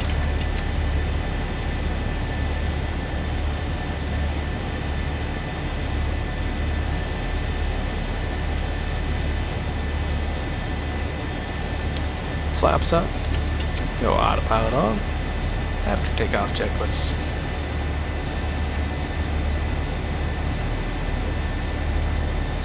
Alright, after takeoff landing gear is up, flaps are up, APU is off, engine bleeds and packs are on, and auto anti-ice is on after takeoff checklist complete.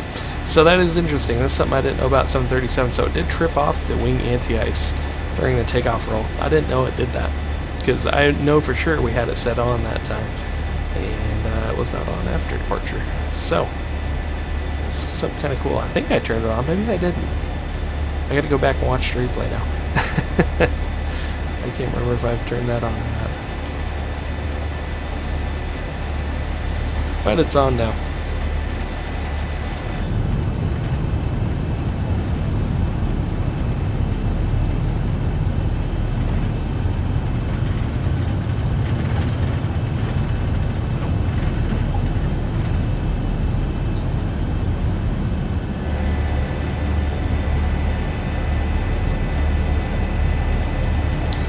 The only thing I wish they would fix the next plane is that artifacting that happens on the trailing edges.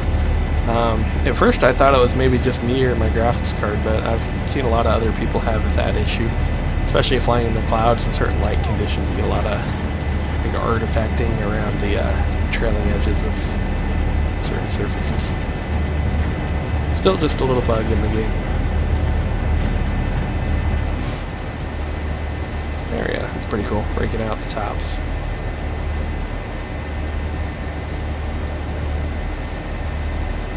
So our destination, believe it or not, is actually back over here. We can kind of see the departure takes us out and around this way, which I'm okay with.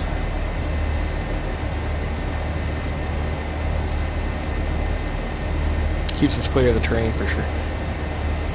Speaking of that, let's see. We're here on this. I think we're well above all the terrain, so I'm going to go ahead and we can close this chart. We know where the airplane is taking us at this point. And we can close Petersburg.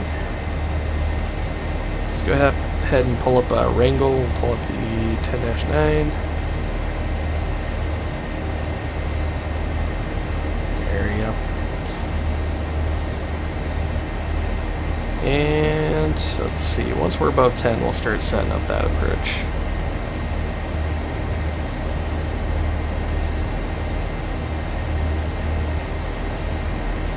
Alright, there's 10,000 feet. Landing taxi lights, turn off lights are coming off, wing lights coming off. Let the flight attendants know we're above 10. Although with the turbulence, I'd probably recommend that they still stay seated as we get through this. Oh, that's a cool breakout right there, coming out of the clouds. Those are looking pretty good.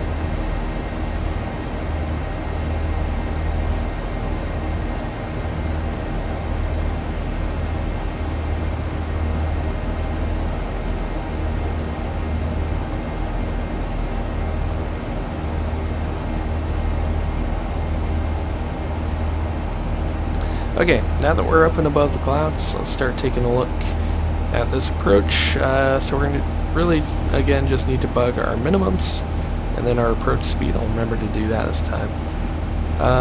So let's see. Let's just look through this real quick, make sure we're set up. So 12-1, final approach course will be 101. Zatsu at 4,300s. The final going down to, in our case, I believe it is going to be, yeah, 2,080, so 2,100 feet for MSA. Or sorry, MDA.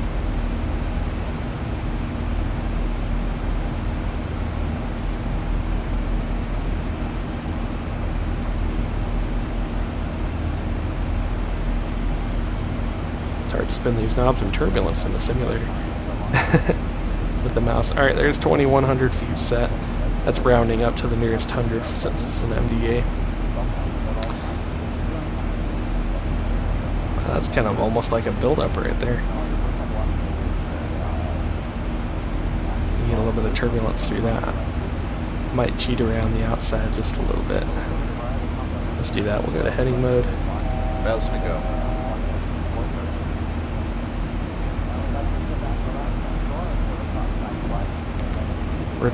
We're literally just going to go like 100 yards off to the right here, and then we'll scooch back on onto our course. Just trying to keep ourselves out of the turbulence. And just a little bit of it. There we go. Just like that. That's all we need. And we're back on course.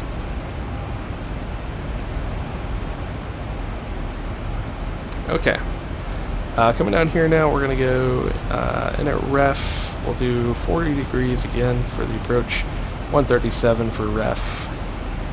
With the 5-knot correction for wind. That looks good. Try not to slam this one in. That last one was very firm. It was safe, it was legal. It was well within the limitations of the aircraft, but not a greaser. We'll see if we can do better. Alright, well at this point, for sake of time, I'd say let's go direct turrets. We'll cut the corner a little bit. No need to go all the way out here. We're already cruising altitude. We're well above the terrain. This, realistically, in real-world scenario, something that ATC would probably give you. A little shortcut like this. So this flight literally does like a big 270-degree turn to get to our destination. It's a lot of track miles for a very short distance flight.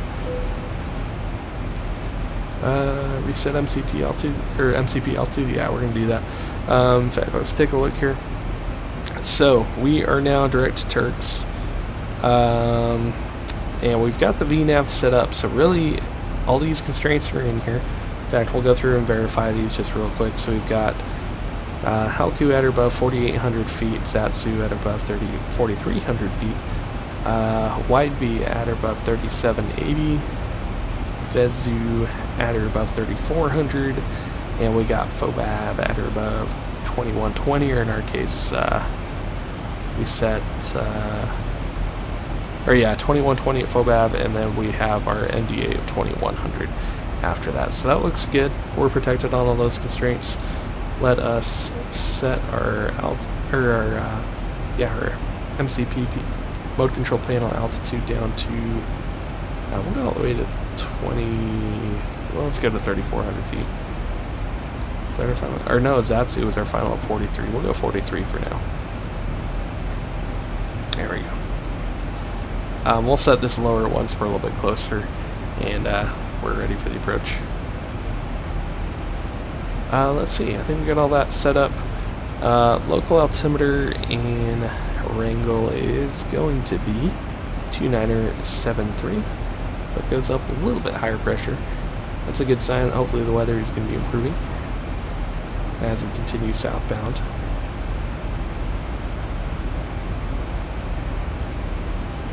Oh, the airplane did not begin descending on VNAV, so we're gonna intervene here. We'll get the airplane started down. See if we can catch our VNAV path. Oh, we're out of VNAV for some reason. Oh, it's probably because we did that direct too, maybe. We'll use a little speed brake to help the aircraft down.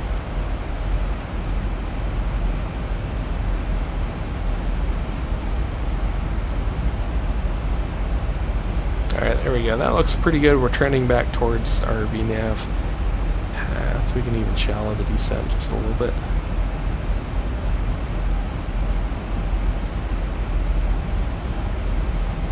Once we're on path, we'll rearm VNAV.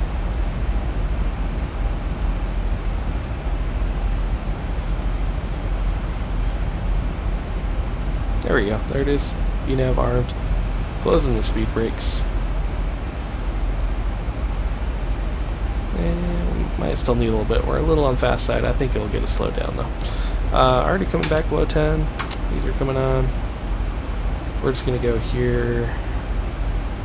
PA, prepare for landing. Lieutenants, please prepare the cabin for landing. Cool. Alright, we made the PA. Descent checklist. Fast belt sign is on. Altimeter is 29073 set. FMS is set. Nav aid set. Auto brake. Let's do an auto brake. How long of runway do we have? And Wrangle. 6,000, that's pretty short. We'll do an auto brake 3.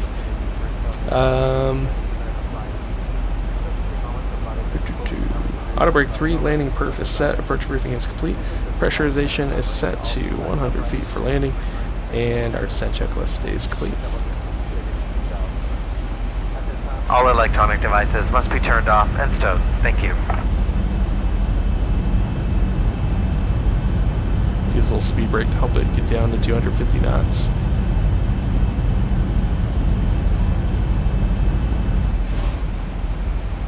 There we go. I think we're slow.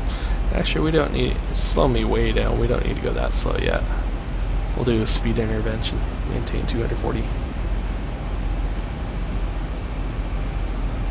Alright, so we're just making the turn right here at our first waypoint, which is out here. It's this transition, the Turks transition. They'll take us out to here. For speed planning by Halku, we'll probably want to be about 180 knots. But we've got 20 miles to make that slow down, so that's plenty of time.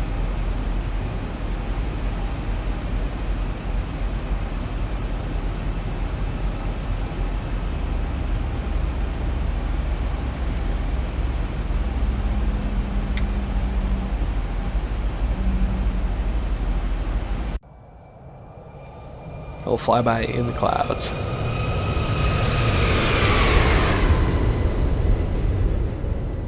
Kind of see us getting rocked with the turbulence. And of course we got ice on the windows again.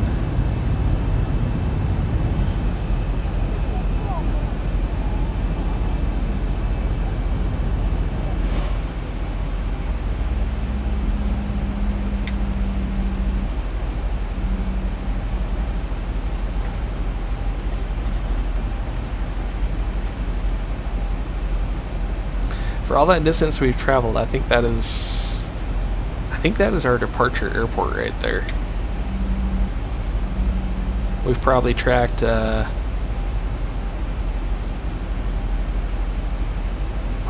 what, 50, 60 miles in the air. We're only 10 miles away from our departure airport.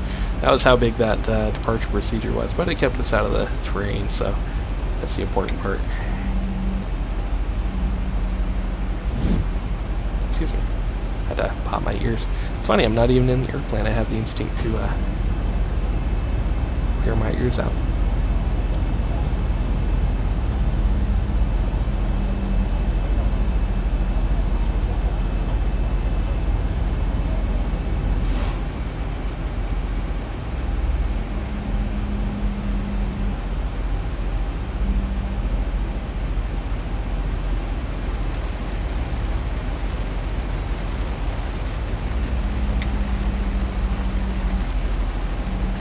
Alright, this is looking pretty good. Again, we're going to slow ourselves down about 100 and probably 200 to 180 knots here in about 10 miles. We can go a couple more miles, then we'll dial that speed back and start extending flaps.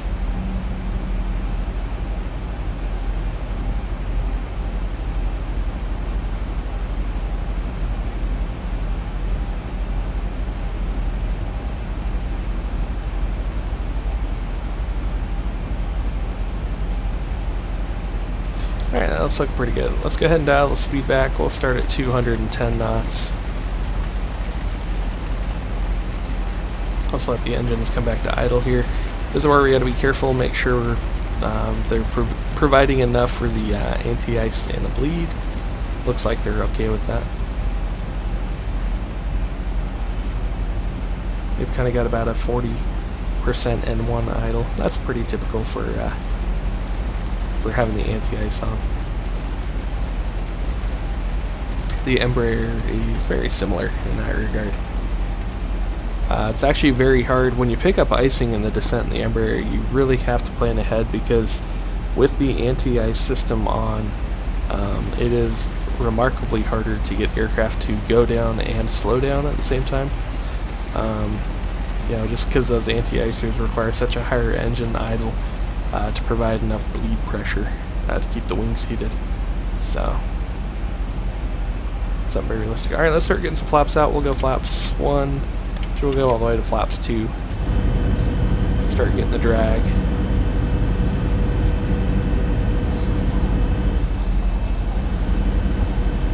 Love the leading edge slats on the 7.3. They look pretty cool.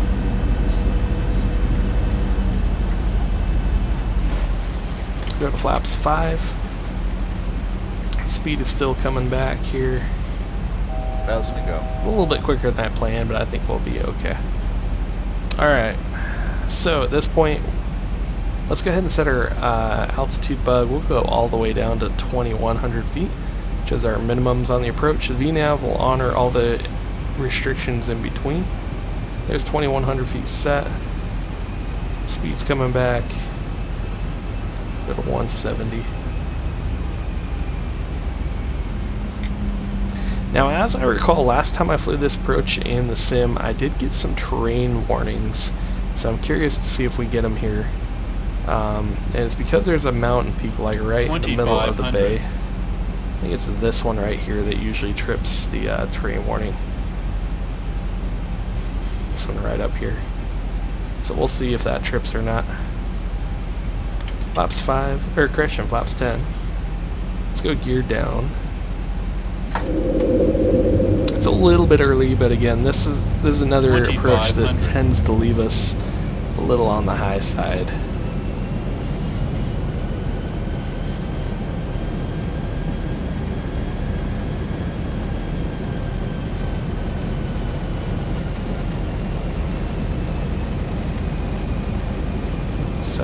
try to stay ahead of the aircraft here.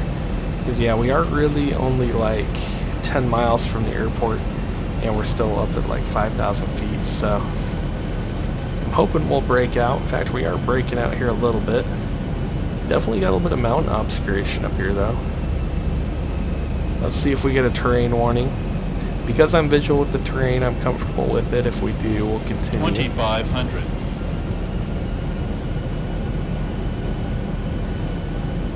And this is telling us here the highest terrain ahead of us is only up at 2,600 feet. So we're at 4,600 feet. We should be in good shape.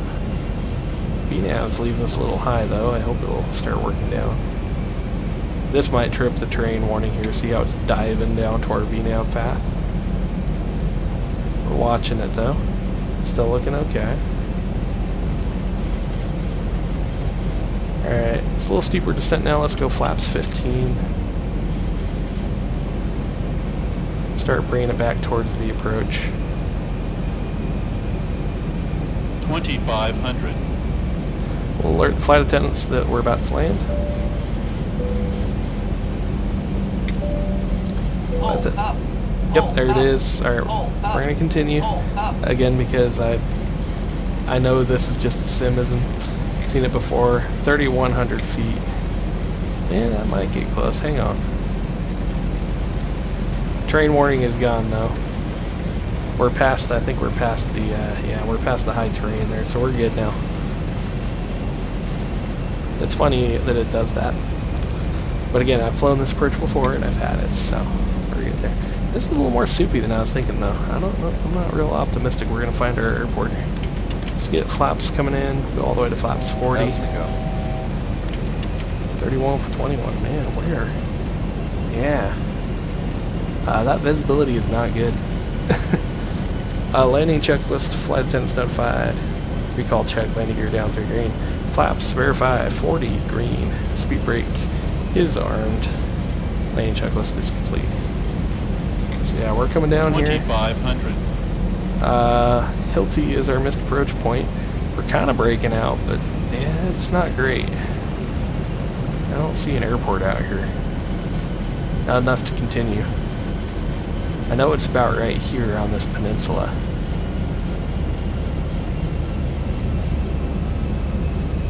Let's see if we got... Oh, we're getting a terrain warning. I'm visual on the terrain. We'll continue. I'm visual on this terrain here. Approaching minimums. We're above our altitude.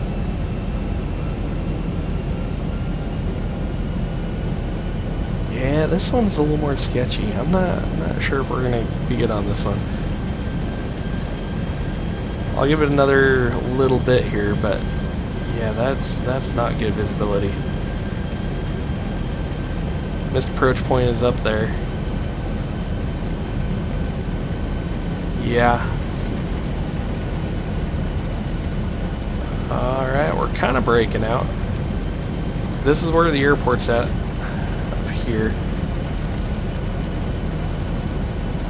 Okay, I got it. Runway in sight. Landing. Minimum.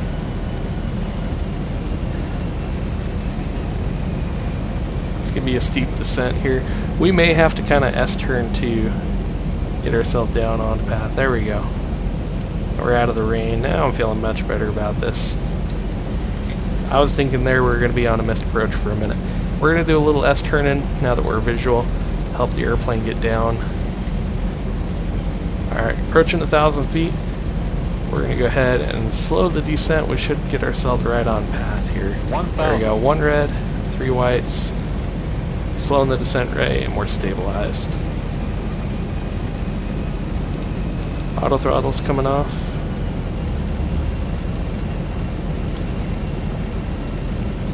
There we go.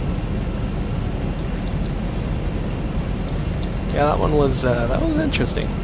Right down to minimums. I never like on that approach how you get the terrain warnings, but every time I have flown this approach, I get those terrain warnings. So I think it's just a sim thing. But 500. Stable landing. Oh, it's a VASI system. We got 2 white, or 1 white, 1 red. We're good there. 300. Trending a little low, correcting. That's pretty good right there though. 200.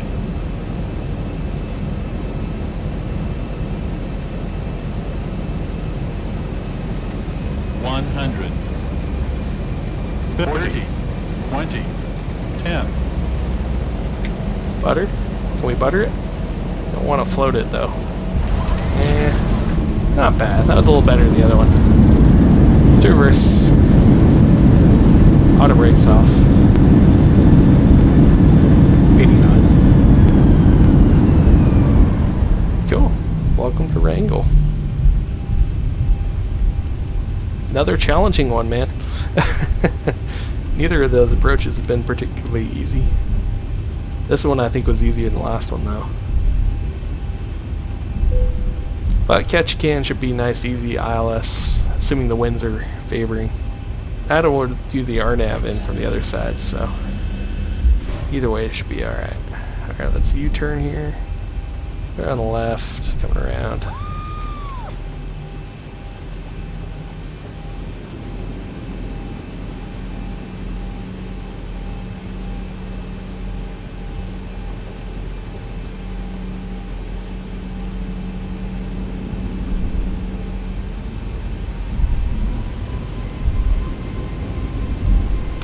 Alright, we'll do a little bit of after landing flow here. Keep the lights on until we'll clear the runway. Our brake temps. Brake temps are good.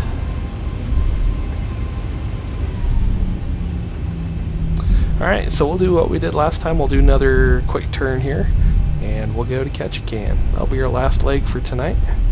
One more flight.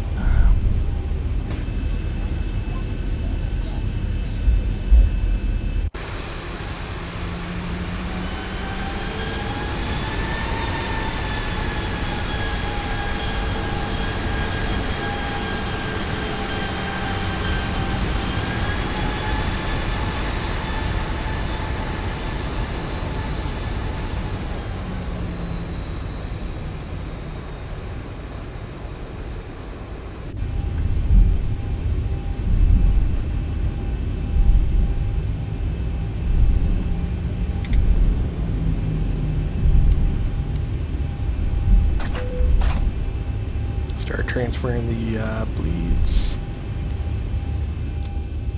and the electrical onto the APU, and clear the runway. Lights are coming off, and oh, wing light was already off.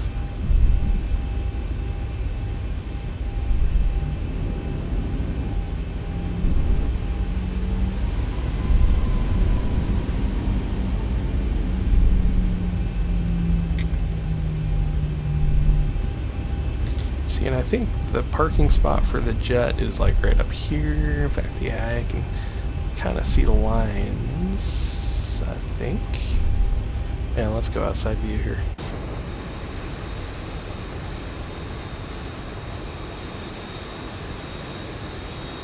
Is that the right way? I think it is.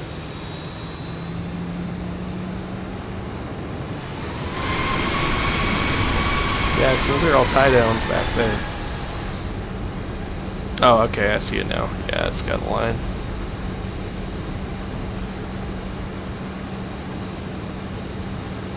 We'll go to our marshaller cam here.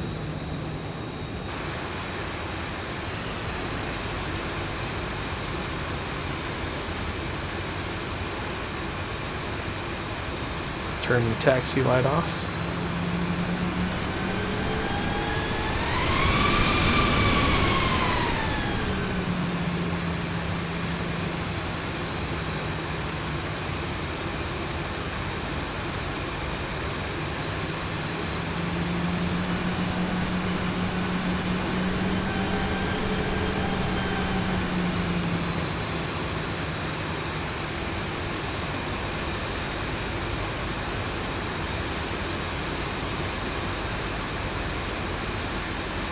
Alright, parker brake is set. Seatbelt sign off. And engine 1 and 2 coming down.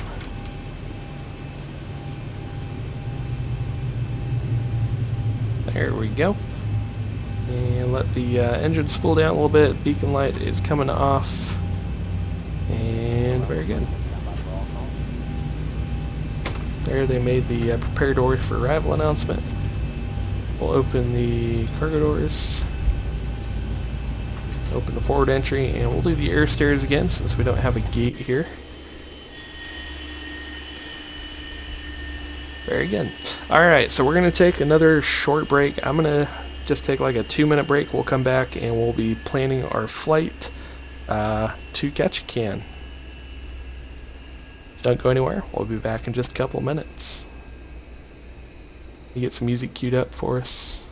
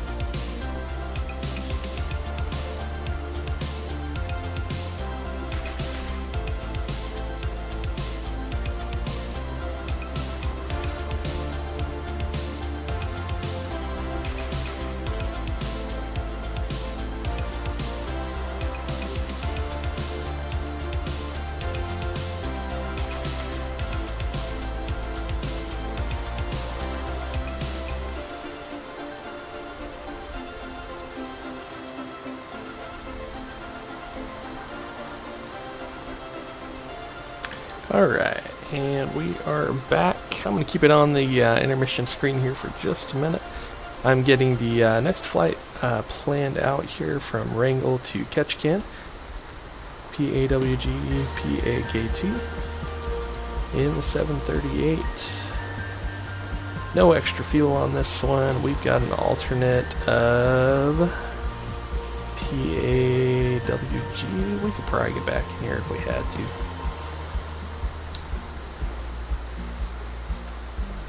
Actually, you know what? I'm going to plan it back to Juneau just in case. PAJN. We may actually need to onboard a little bit of fuel. We won't really give ourselves any extra, but we'll give ourselves reserve to Juneau.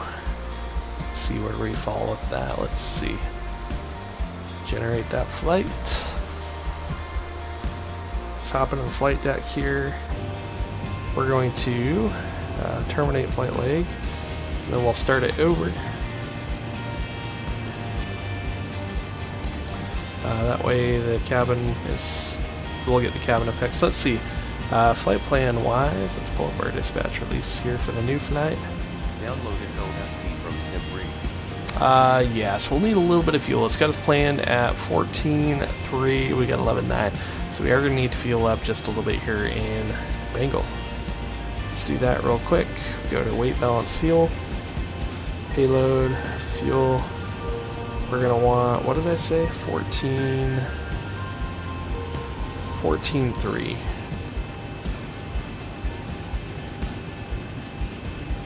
Okay, so we got that planned out. Ground flight deck hose is connected and starting refueling. Alright, and refueling is started. Let's see, for this one real quick, let's just set the MCT while we're here. Cruising flight level 250, this one's a little bit longer. So we'll set this all the way up to flight level 250. This flight's just slightly longer. What are we looking at flight time? It's still not long. It is 37 minutes. All honesty, it might even be a little shorter than that. We'll see. 250 set.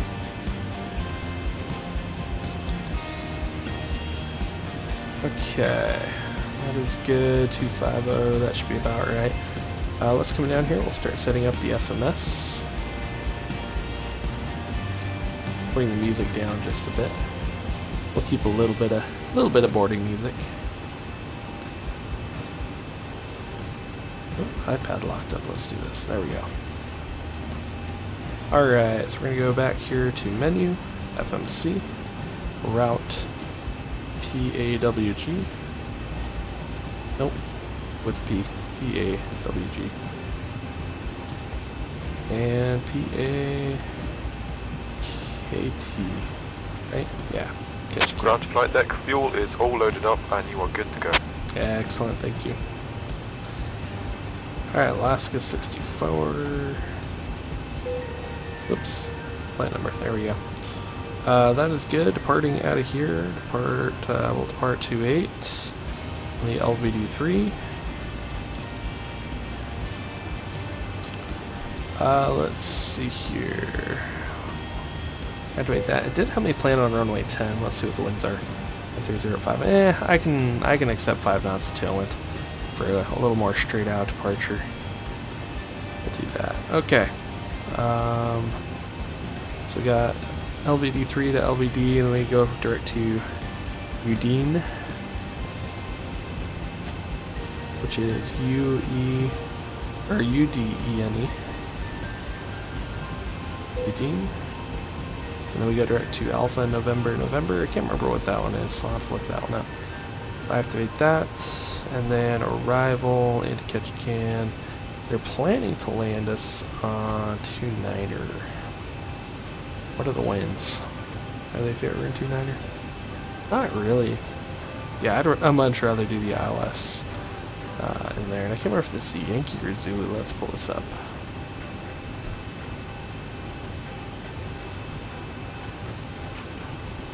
Ketchikan.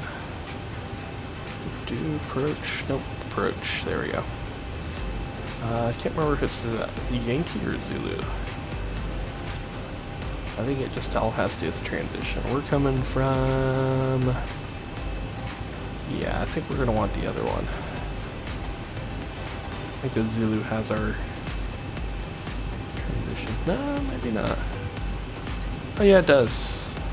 Okay, so that's interesting. That's why our flight plan is like 40 minutes. This flight's really not that long. It's only like 100 miles.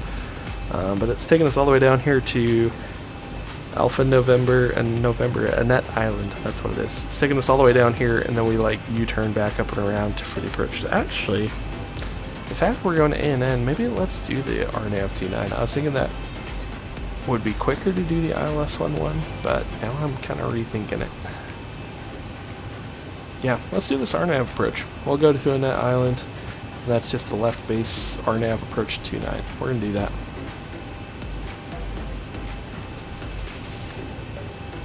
No, the winds were pretty negligible either way, so that works. Okay, RNAV 29, Annette Island transition. We'll add that.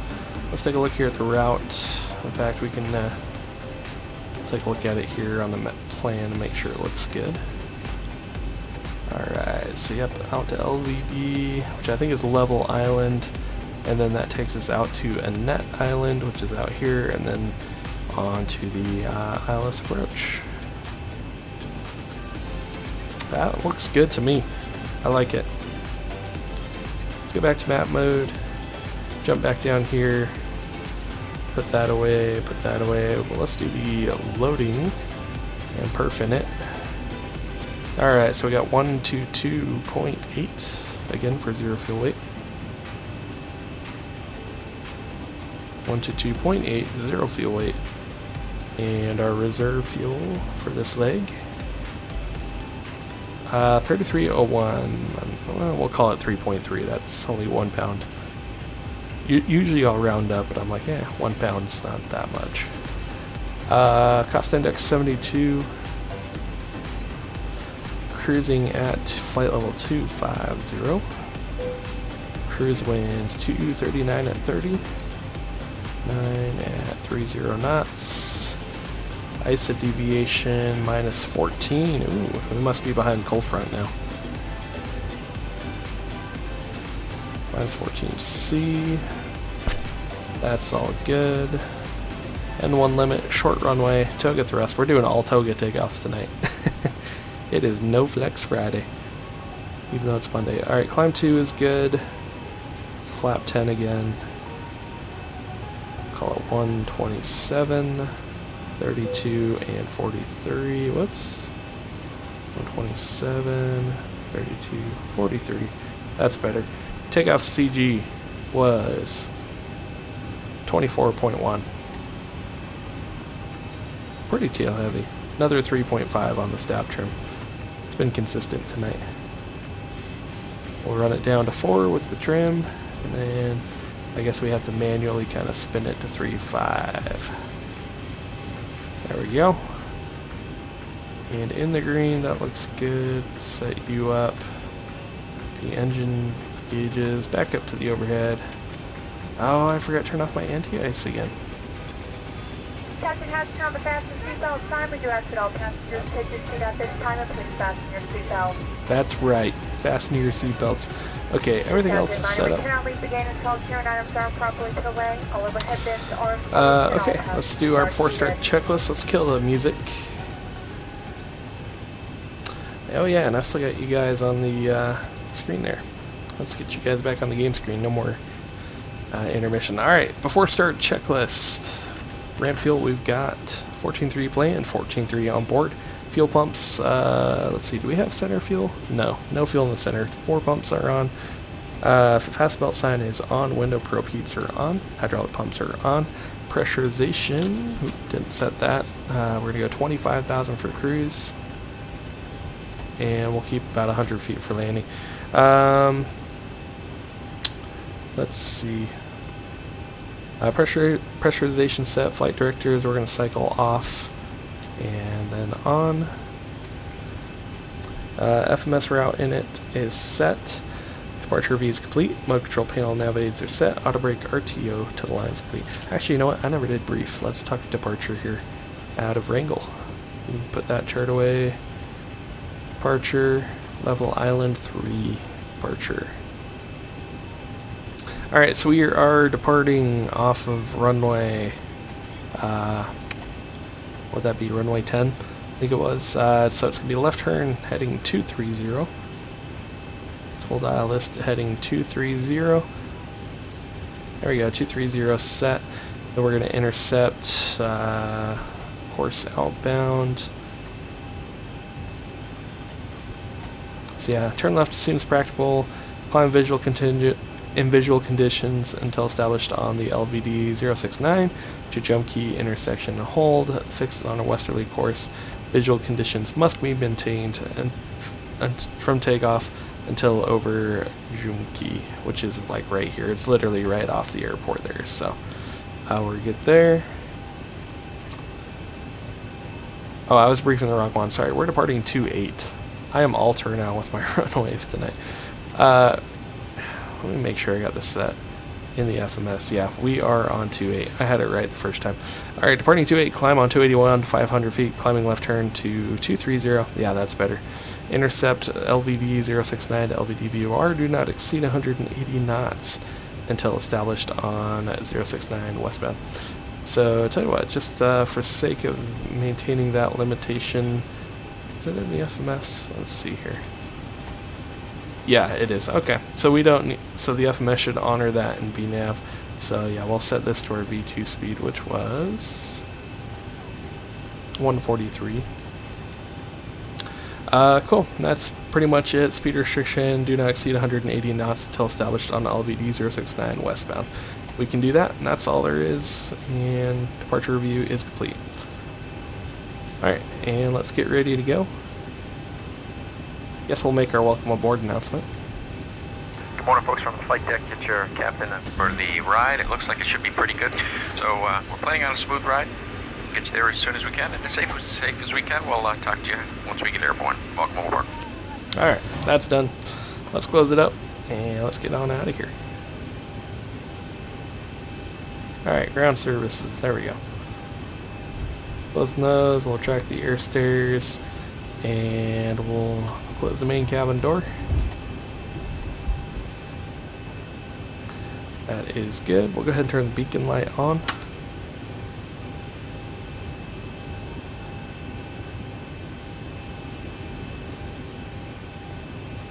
Boarding is now complete. Flight attendants prepare the cabins.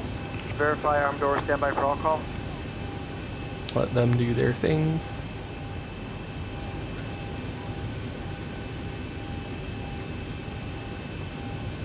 We need a name for our flight attendant.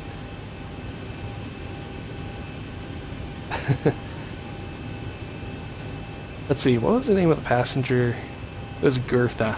That was what we named the passenger in the Airbask airplanes on previous live streams. Maybe we'll say Gertha upgraded and became a flight attendant. Is that gonna close my door? What's going on back there?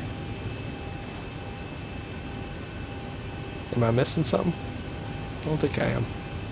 Got the airplane all closed up. Beacon lights on. Once again, ladies and gentlemen, we've closed the main cabin doors, so we need our customers seated with their seatbelts. Ah, that's what's going on. Got somebody walking around. Cabin's not secure for taxi yet. Laptops and DVD players should be turned off, unplugged, and under the seat in front of you at this time. All our devices must be unplugged. They may remain on in airplane mode. That's when you get real realism in the sim. Waiting on passengers. Please prepare doors for departure. Cross-check. Stand by for all call. It's kind of funny. Passengers do have a way sometimes of getting up the most, in it, like, what's the word I'm looking for? The worst possible time. I remember once we got off the runway in Chicago. We landed, I think it was 27 right, it's the far north runway in Chicago. And there's not a parallel taxiway. There's only one taxiway, basically, if you come off the end of that runway, that takes you back to the rest of the airport. So we were on that taxiway. We get a call from the back. Passengers up, had to use the lavatory. And so we have to stop on that taxiway as soon as we get clear of the runway. And they're still not ready. Alright, I'm closing my door. We're going. Door's locked. Anyway, so that, yeah, they get up, we're blocking the taxiway, and it's like the worst possible place you can block a taxiway, because, you know, ATC, you know, as soon as we tell them we got a passenger up, we have to stop on the taxiway. You know, they're like, yeah, we got, you know, 10 airplanes at min spacing behind you. If you, we can only fit maybe one or two behind you, and then we got to start sending them around, you know. Thankfully, we were able to get the passenger seated relatively quickly, but yeah, it can always get awkward. Alright, beacon lights are on, everything else is set up. Let's go ahead and start engine number 2. Packs are coming off. Engine 2 to ground start. Let's go outside view for a start.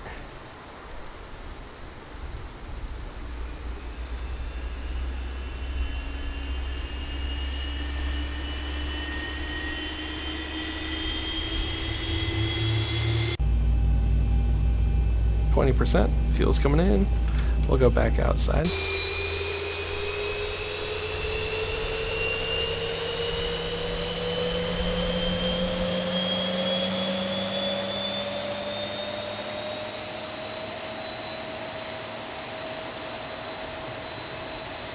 Alright, we've got a good start on engine 1. Or correction, engine 2. Get my 1s and 2s mixed up tonight too. Alright, that is good. We'll transfer electrical, starting engine 1.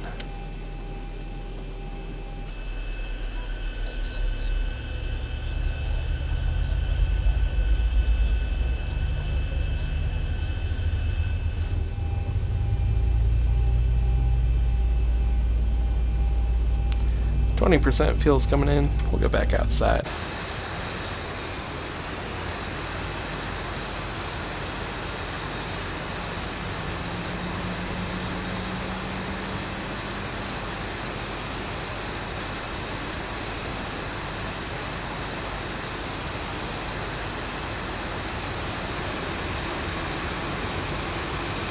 Alright, sounds like we got 2 good starts. Going up to the overhead panel, we're going to swap the bleeds. The pack's back on, electrical, APU is done, we can shut it down.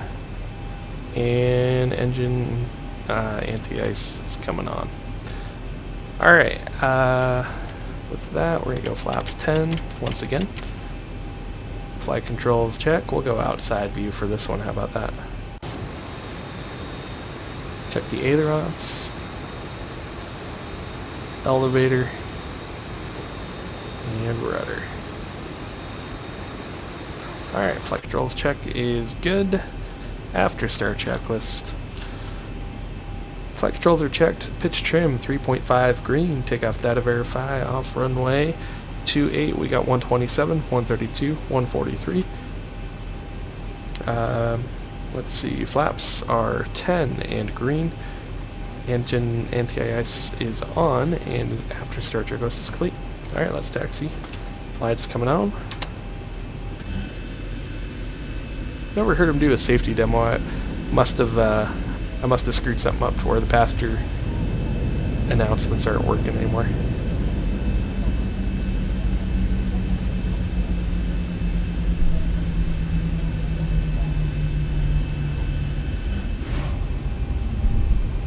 Okay, well, we'll just assume they're ready to go.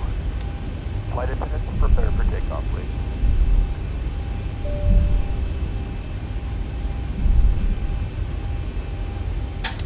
Okay, the cabin is secured. Have a good flight. Very good.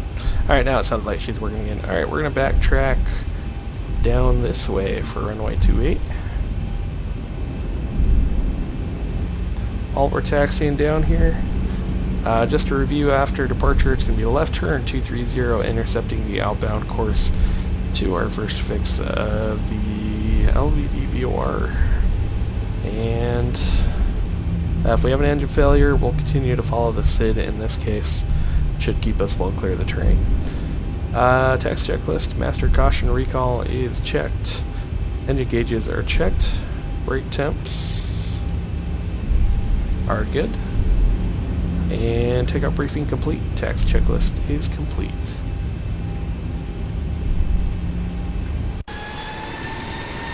Get a taxi by shot here as we backtrack down the runway.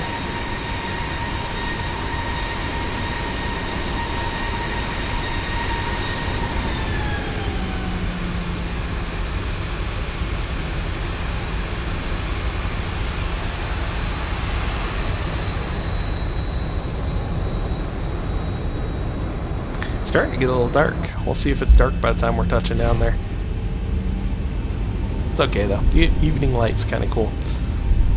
The only thing I don't like is when you're in the clouds, that's still some of the visual bugs they need to work out with X-Plane.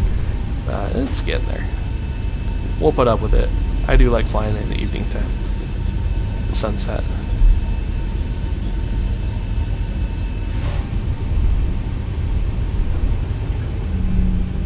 Okay, approaching the end of the runway, we'll turn that on, we'll alert the flight attendants.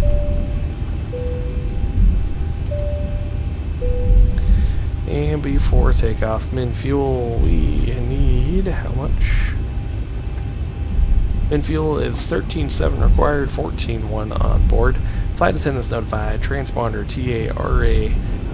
Wing anti-ice is going to stay off because apparently it turns off anyways. Runway verify 28. I see 28 painted up there on the runway. Before takeoff checklist is complete. We'll use this nice little turnaround area here.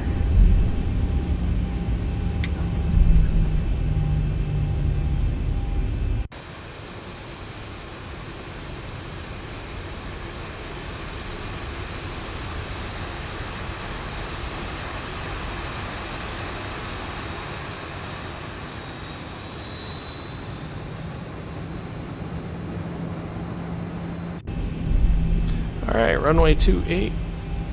Here we go. I'm gonna spool them up. Get it straightened out a little bit here before we put the coals to it. There we go, here we go. Toga thrust is set.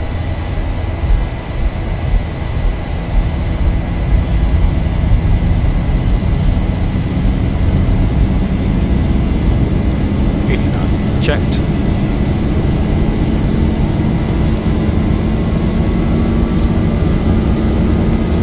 D1. Rotate. Positive brake. You're up.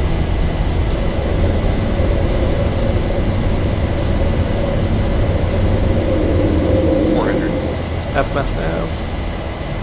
Left to heading 230. 1000. VNAV.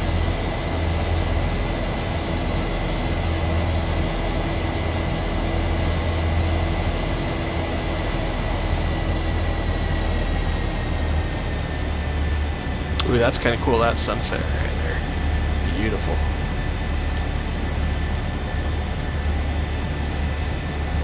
Alright, we're keeping the speed below 180 until we get established on this outbound course here. Which we're just about to make the turn to establish on that. Once we do that, then we can start to accelerate. There we go, we're in the turn now. There we go, speed bug goes up, let's go flaps 5. Ooh, that looks beautiful. Man, that is a gorgeous shot. Flaps 1. And into the clouds we go. Hopefully it looks as pretty on the top. We'll hand fly this one a little bit. I'm enjoying the hand flying.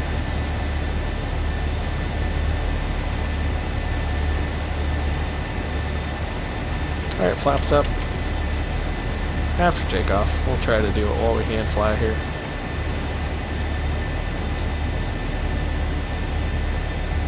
Turn that wing anti-ice on. After takeoff checklist, landing gear is up and off, flaps are up, APU is off, engine bleeds packs are on and auto, anti-ice is on, after takeoff checklist is complete. Let's do a little flyby shot here while I hand fly.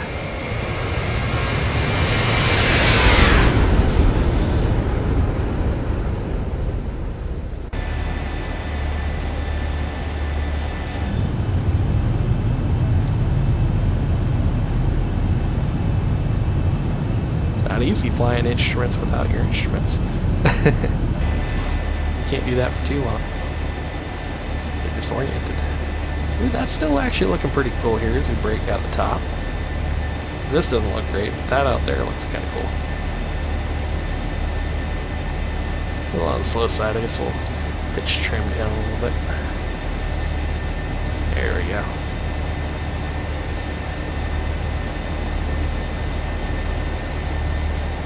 Yeah, 737 hand flies pretty nice on the honeycomb yoke.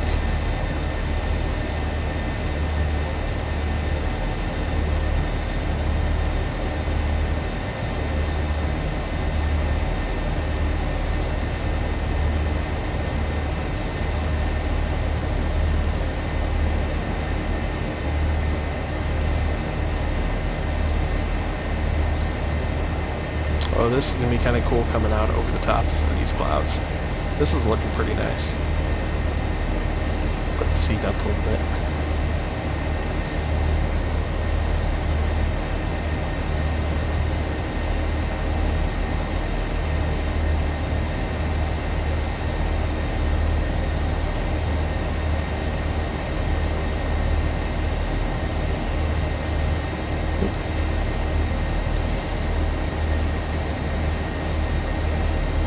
More nose down trim.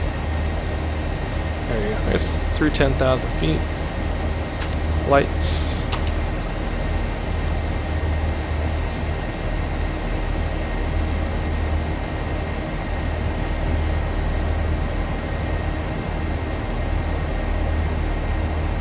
Let's get another flyby shot here. Oh, that one looks cool right there.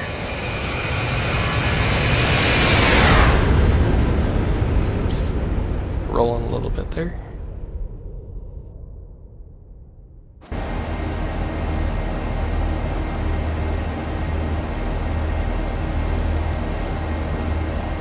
Here, I'm gonna go autopilot on. I gotta get some screenshots. This is looking pretty awesome. Oof. RIP headphone users. That's a little loud. Yeah, let's see if we can get a couple cool shots. Ooh, that's looking pretty good right there.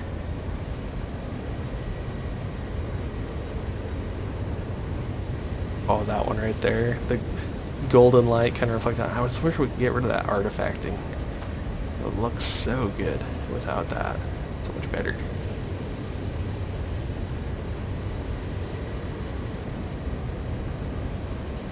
You do to make them enjoyable.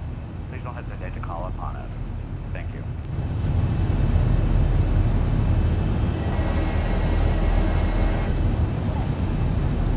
That's a pretty good wing view. How's this one looking? Oh yeah. Loving it. Got some good screenshots. Oh, that one's cool too. Let's get a jump seat view. I think this is XP72 likes to do this one. Those clouds, that reddish pinkish hue. That looks awesome.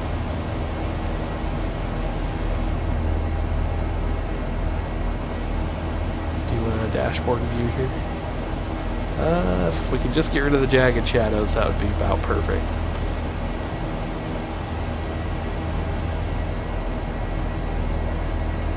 Get one there with just a little bit of the instruments. Looking pretty good. Man, I love sunset flights. That is true in real life, too.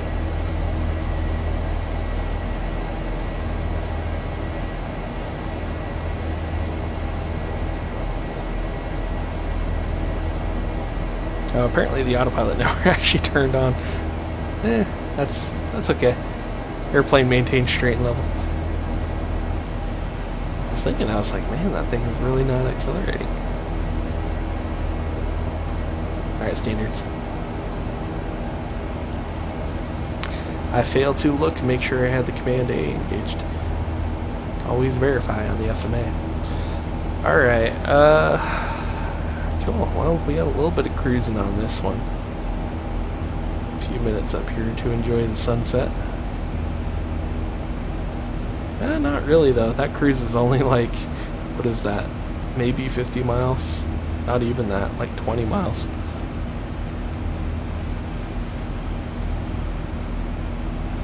Way overshot that turn. Didn't have the autopilot engaged.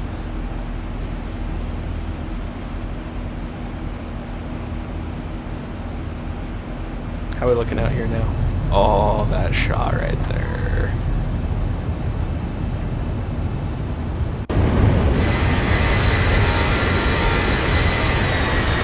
Let's do this shot here.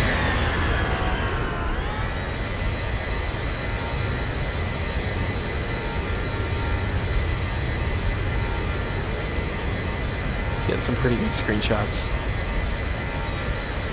That's the side look. Oh, that one looks pretty good too.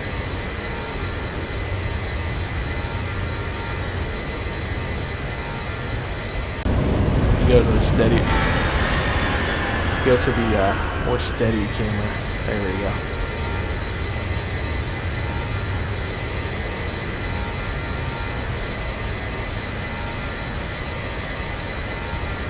Yeah, a little turbulence up here.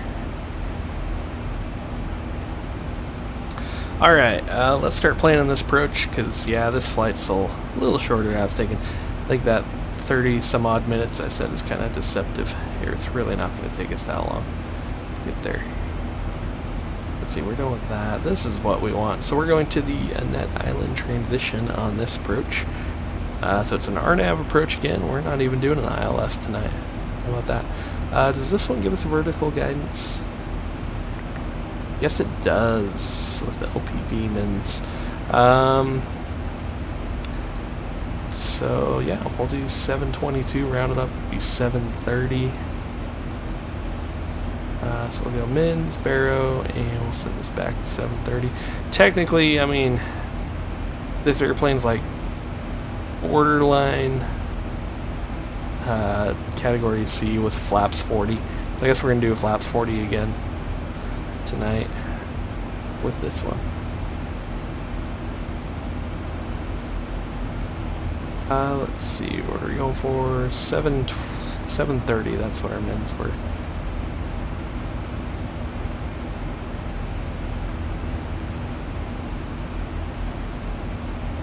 $730 is set, and we'll come down here for landing speeds. In it, ref, flap 40, 136.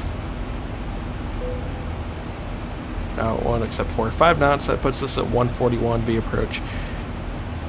Close enough for the simulator. That should be good enough. Alright, the approach. Let's just look through the chart here, make sure nothing we need to really be concerned about. 295 is the final approach course gator. The final approach fix at 3,500 down to 730. Touchdown zone 92 feet. Missed approach climb 500. Direct Cloyd track 296 to Doozy. And hold. Missed approach requires a minimum climb of 425 to 2160. If unable to comply, use the RNAV GPS Bravo chart. We can do 425 to 2160. VGSI and RNAV glide path not coincident. Pilot controlled lighting 23.6. I've got that bound to buttons here in X-Plane, so we'll make sure they're turned up right for us when we get there. 24 for 25. Yeah. Should be good to go. And after we land in Ketchikan, it's a right-hand turnoff from this direction.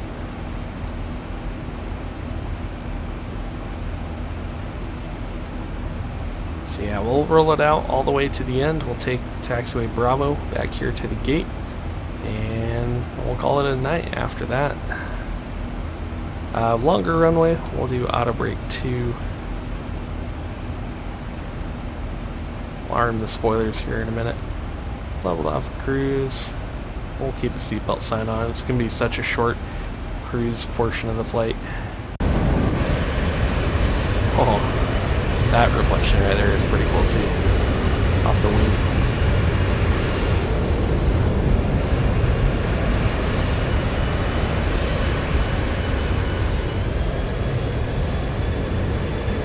Get a little bit of like that coastline right there.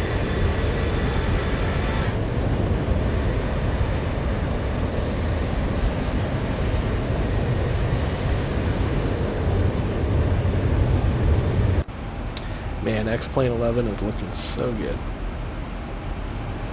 Especially with the Zibo 737. These guys do a great job of keeping this aircraft up to date.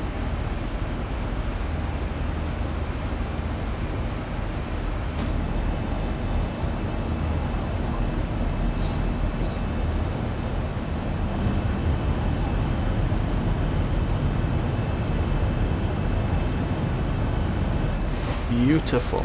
Alright, well, we're already coming up on top of descent, so we're going to set the altitude. We'll set it to our final approach fix altitude for now, which is 3,500 feet.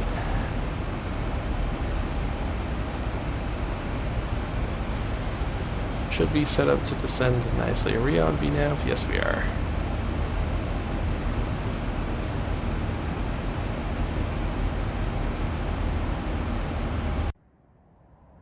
Oh, that shot there too with the contrail.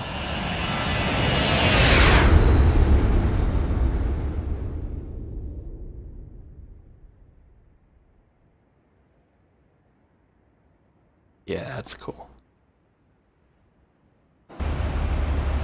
Alright, starting the descent. Down we go.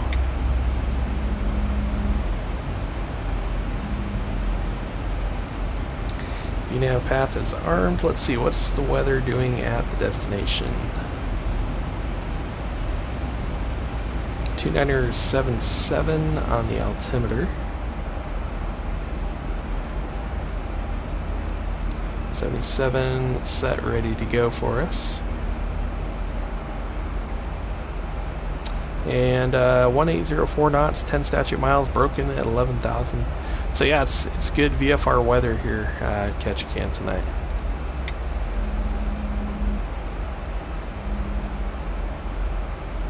Beautiful evening. Actually, we should have turned that anti-ice off a while ago too. I don't even think we'll need it on the arrival. The way things are looking, it's looking quite nice.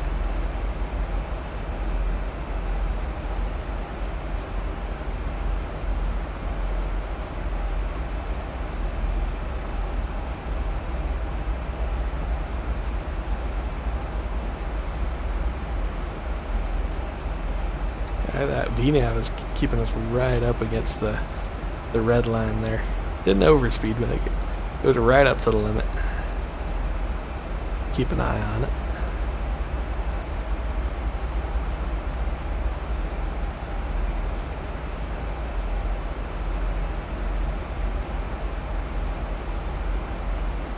Start making our PAs, I suppose.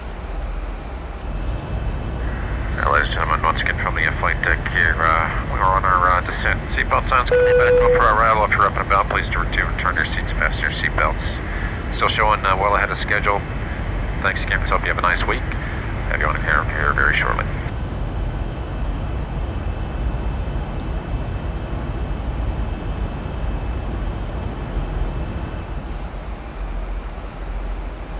Alright, coming through 18,000 feet, we'll set the altimeters, 2977, descent checklist. Fast belt sign is on, altimeters 2977 set, FMS is set, nav aids are set, auto brake set 2, landing perf is set, approach briefing complete, pressurization we have 100 for landing, and descent checklist is complete.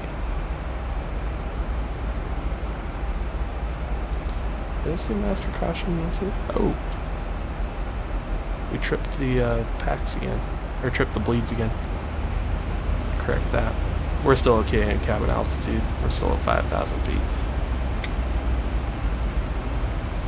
Something to keep an eye on. I was thinking it looked like that light was lit up, but I didn't see any annunciators. That one was kind of had a sun glare on it. But we're good now. We got that corrected. Ran that up a little bit.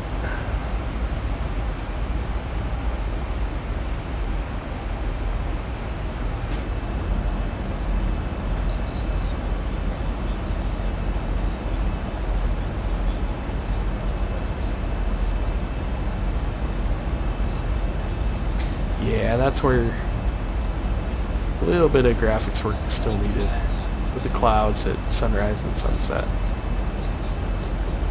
If you're not in the clouds, they look amazing, but once you get in the clouds at sunrise and sunset, it leaves little to be desired.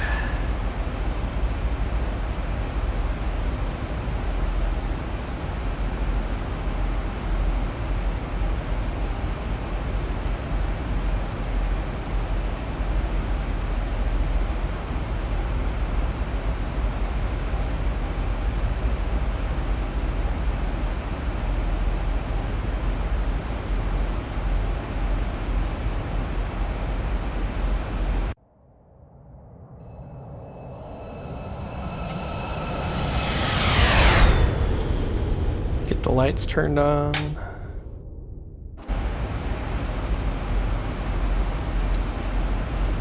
Tell the flight attendants to prepare for landing. Cool.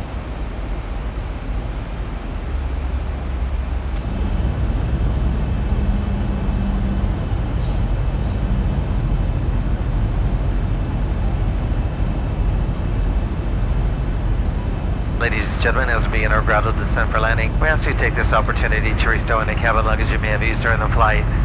In just a few moments, the flight attendants will be coming through to collect all remaining service items. Please assist your flight attendants by bringing all seat backs upright, returning tray tables at their secure position, and double check the security of your seatbelt. At this time, all electronic devices must be turned off and stowed. Thank you.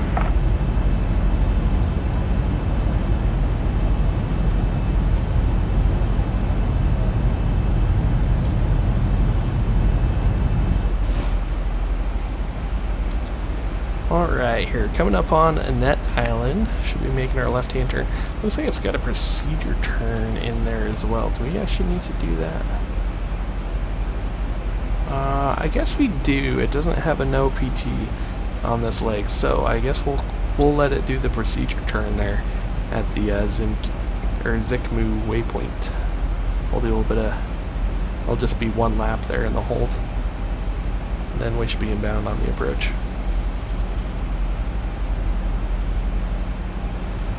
See, Ketchikan, I believe, is out here off the left. I think it's in the valley just right over here, if I remember right. Yeah, there's a city right there. You can see it, all the sailboats and stuff like that. Oh, you can even see the airport right there. There's the beacon light. Yeah, it's a beautiful evening up here. Gorgeous. It'll make for a good landing.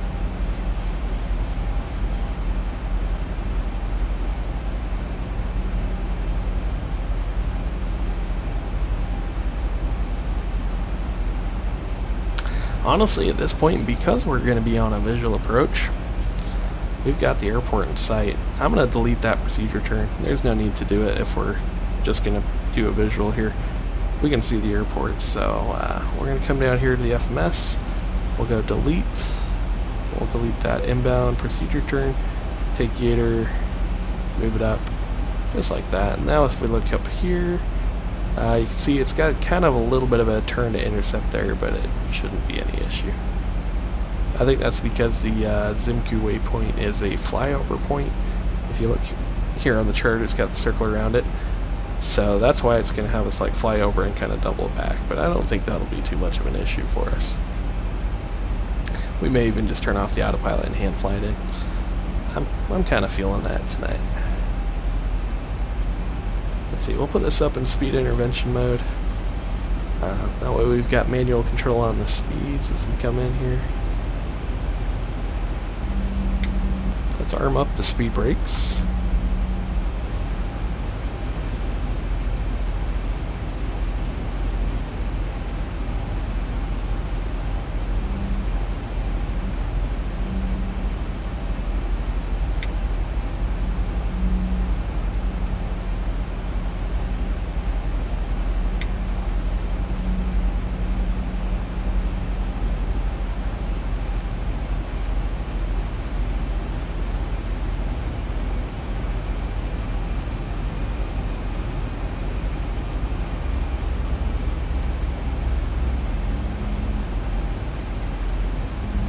We'll bump the speed up to 250. No need to go slow yet. Alright, here comes the turn. We're just coming over Annette Island right now. There's even an airport there too.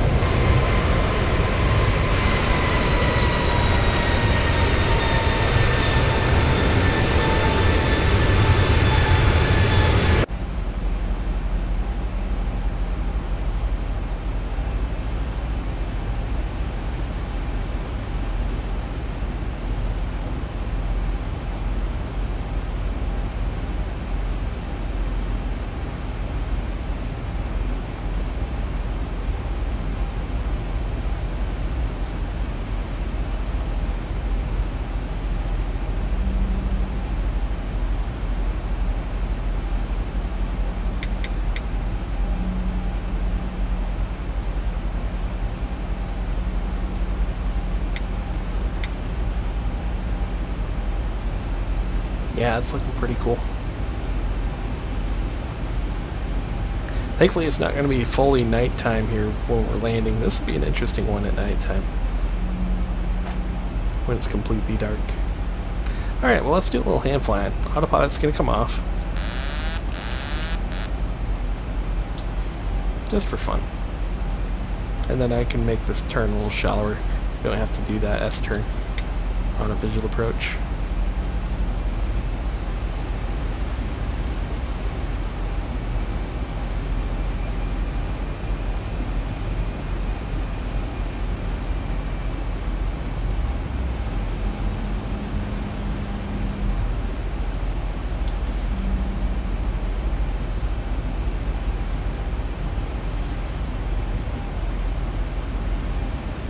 Alright, look pretty good. I'm going to cut the corner just a little bit. We'll start rolling in to the left. Like I said, we are basically on a visual approach. We can see the airport out there.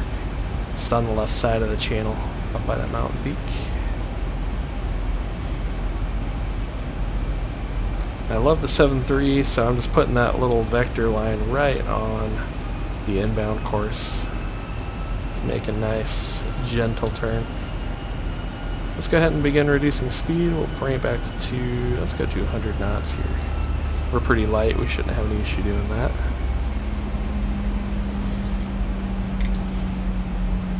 Below 250, let's go flaps 1. Man, this is such a fun hand-flown approach.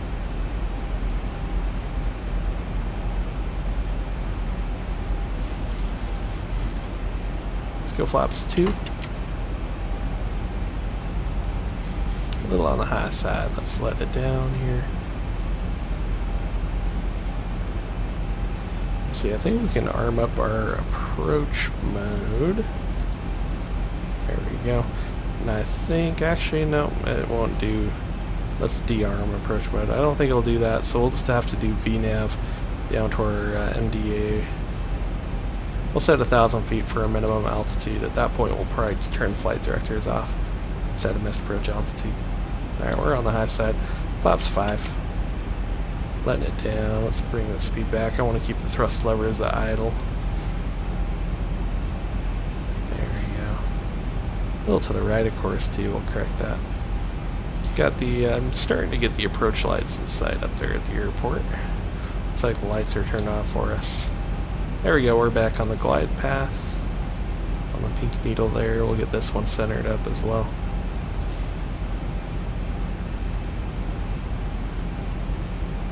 About 10 miles out. A little on the high and fast side. I think we'll be alright though. Use a little speed brake. Let's get down to where we can get flaps 10 in there. Little nose up trim, there we go. So I'm pulling the speed brake lever back. Then we'll go flaps 10, we're within speed. We'll restow the speed brakes. Yeah, speed back down toward the approach. Gear down. 2,500. Alert flight attendants.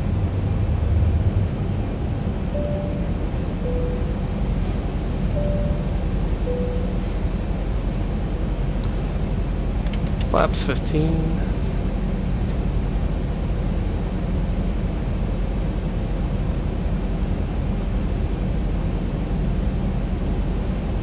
Flaps 25.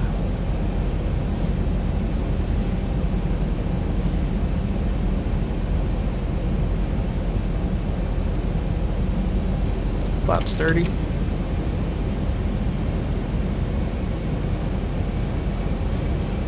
Flaps 40. Speed is set to the approach landing checklist. Flight attendants notified. Recall is checked. Landing gear verified. We got down 3 green. Flaps are 40 and green. Speed brake is armed. Landing checklist is complete. A little on the high side. Let's let it down here. A little bit nose down trim. A little heavy on the yoke. There we go. Much better.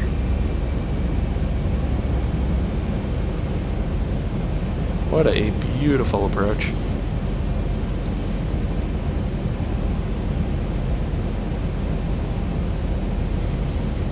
Feels nice to be hand flying one too. I do this pretty often in real life. If I get a nice evening like this, I like to click it off and hand fly. 1,000. 1,000 configured. Alright, let's bring the auto throttles off. There we go. A little on the low side, we'll correct that. A little bit of power, there we go.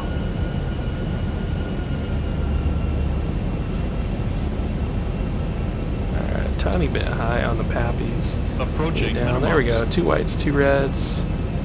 And let's set like 4,000 for a mist if we gotta go around for any reason. Hopefully not at this point.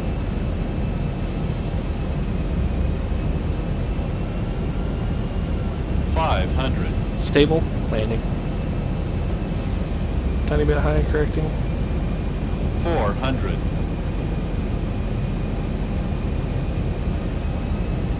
300. 200.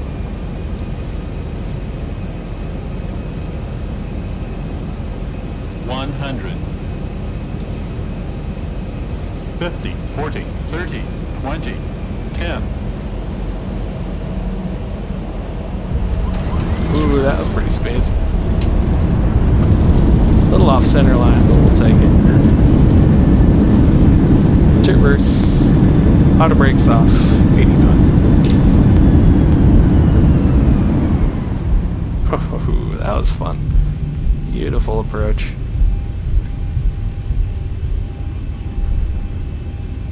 And welcome to Ketchikan, everybody. That was a fun one. We'll roll it down to the end here.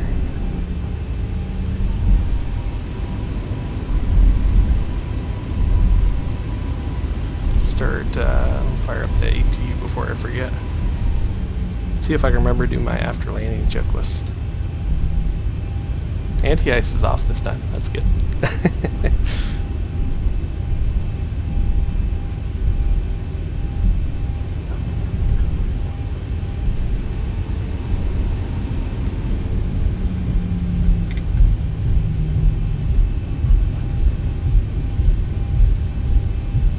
It's a long runway. Honestly, I didn't really need that much auto brakes.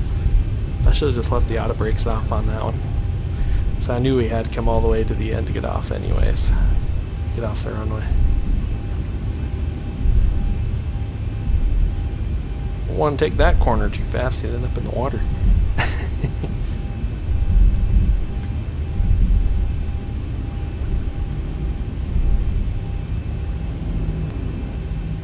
Alright, after landing, stow those, turn off lights, landing and strobes, coming off, and auto brakes off. AP's on its way. After landing, flaps lever 0, speed brake is closed, APU is started, wing anti-ice is off, flight director is off. And our after landing checklist is complete. Get a taxi by shot here.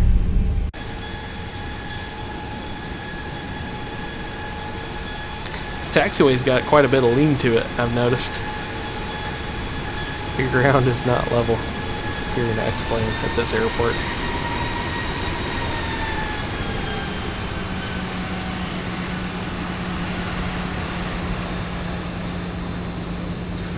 Oh, we still got the wing lights on too. I need to turn those off.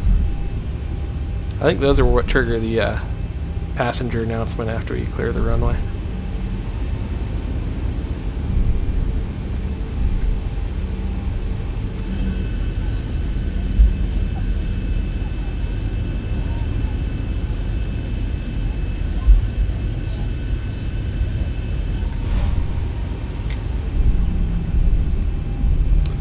Alright, here is our gate, here off to the left.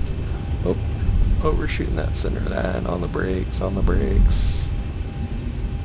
Yeah, I was coming into that one a little bit hot. Oh, that gate is not gonna work here. We're gonna do this just so I can get the aesthetic of parking at the jet, or having the jet bridge attached to the aircraft. We'll back it up here a little bit. Because it's like overhanging the center line there. That wouldn't work. Alright, park brake set. Come off the track IR. Transfer the electrical. And we'll shut them down. Then we'll switch the bleeds. Kind of did it out of order. That's alright.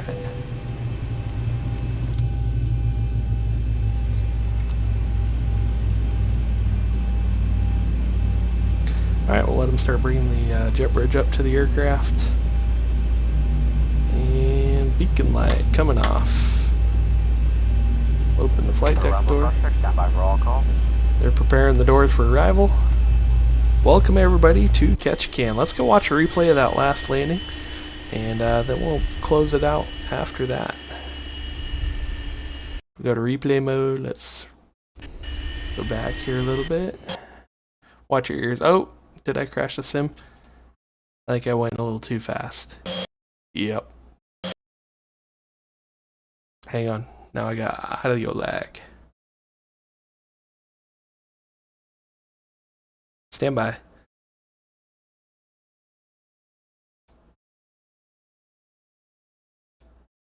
Yep. Alright, well, we're going to end the stream like that then.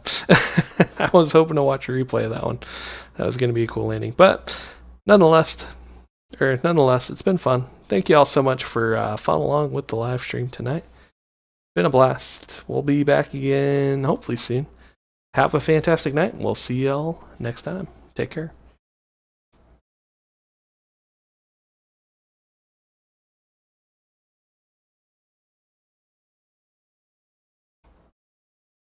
And I didn't have the music queued up because normally that's what I do during the replay sequence is I will get my music queued up. So stand by. It all falls apart right at the end, right? All right, guys, have a fantastic night. We'll see you next time.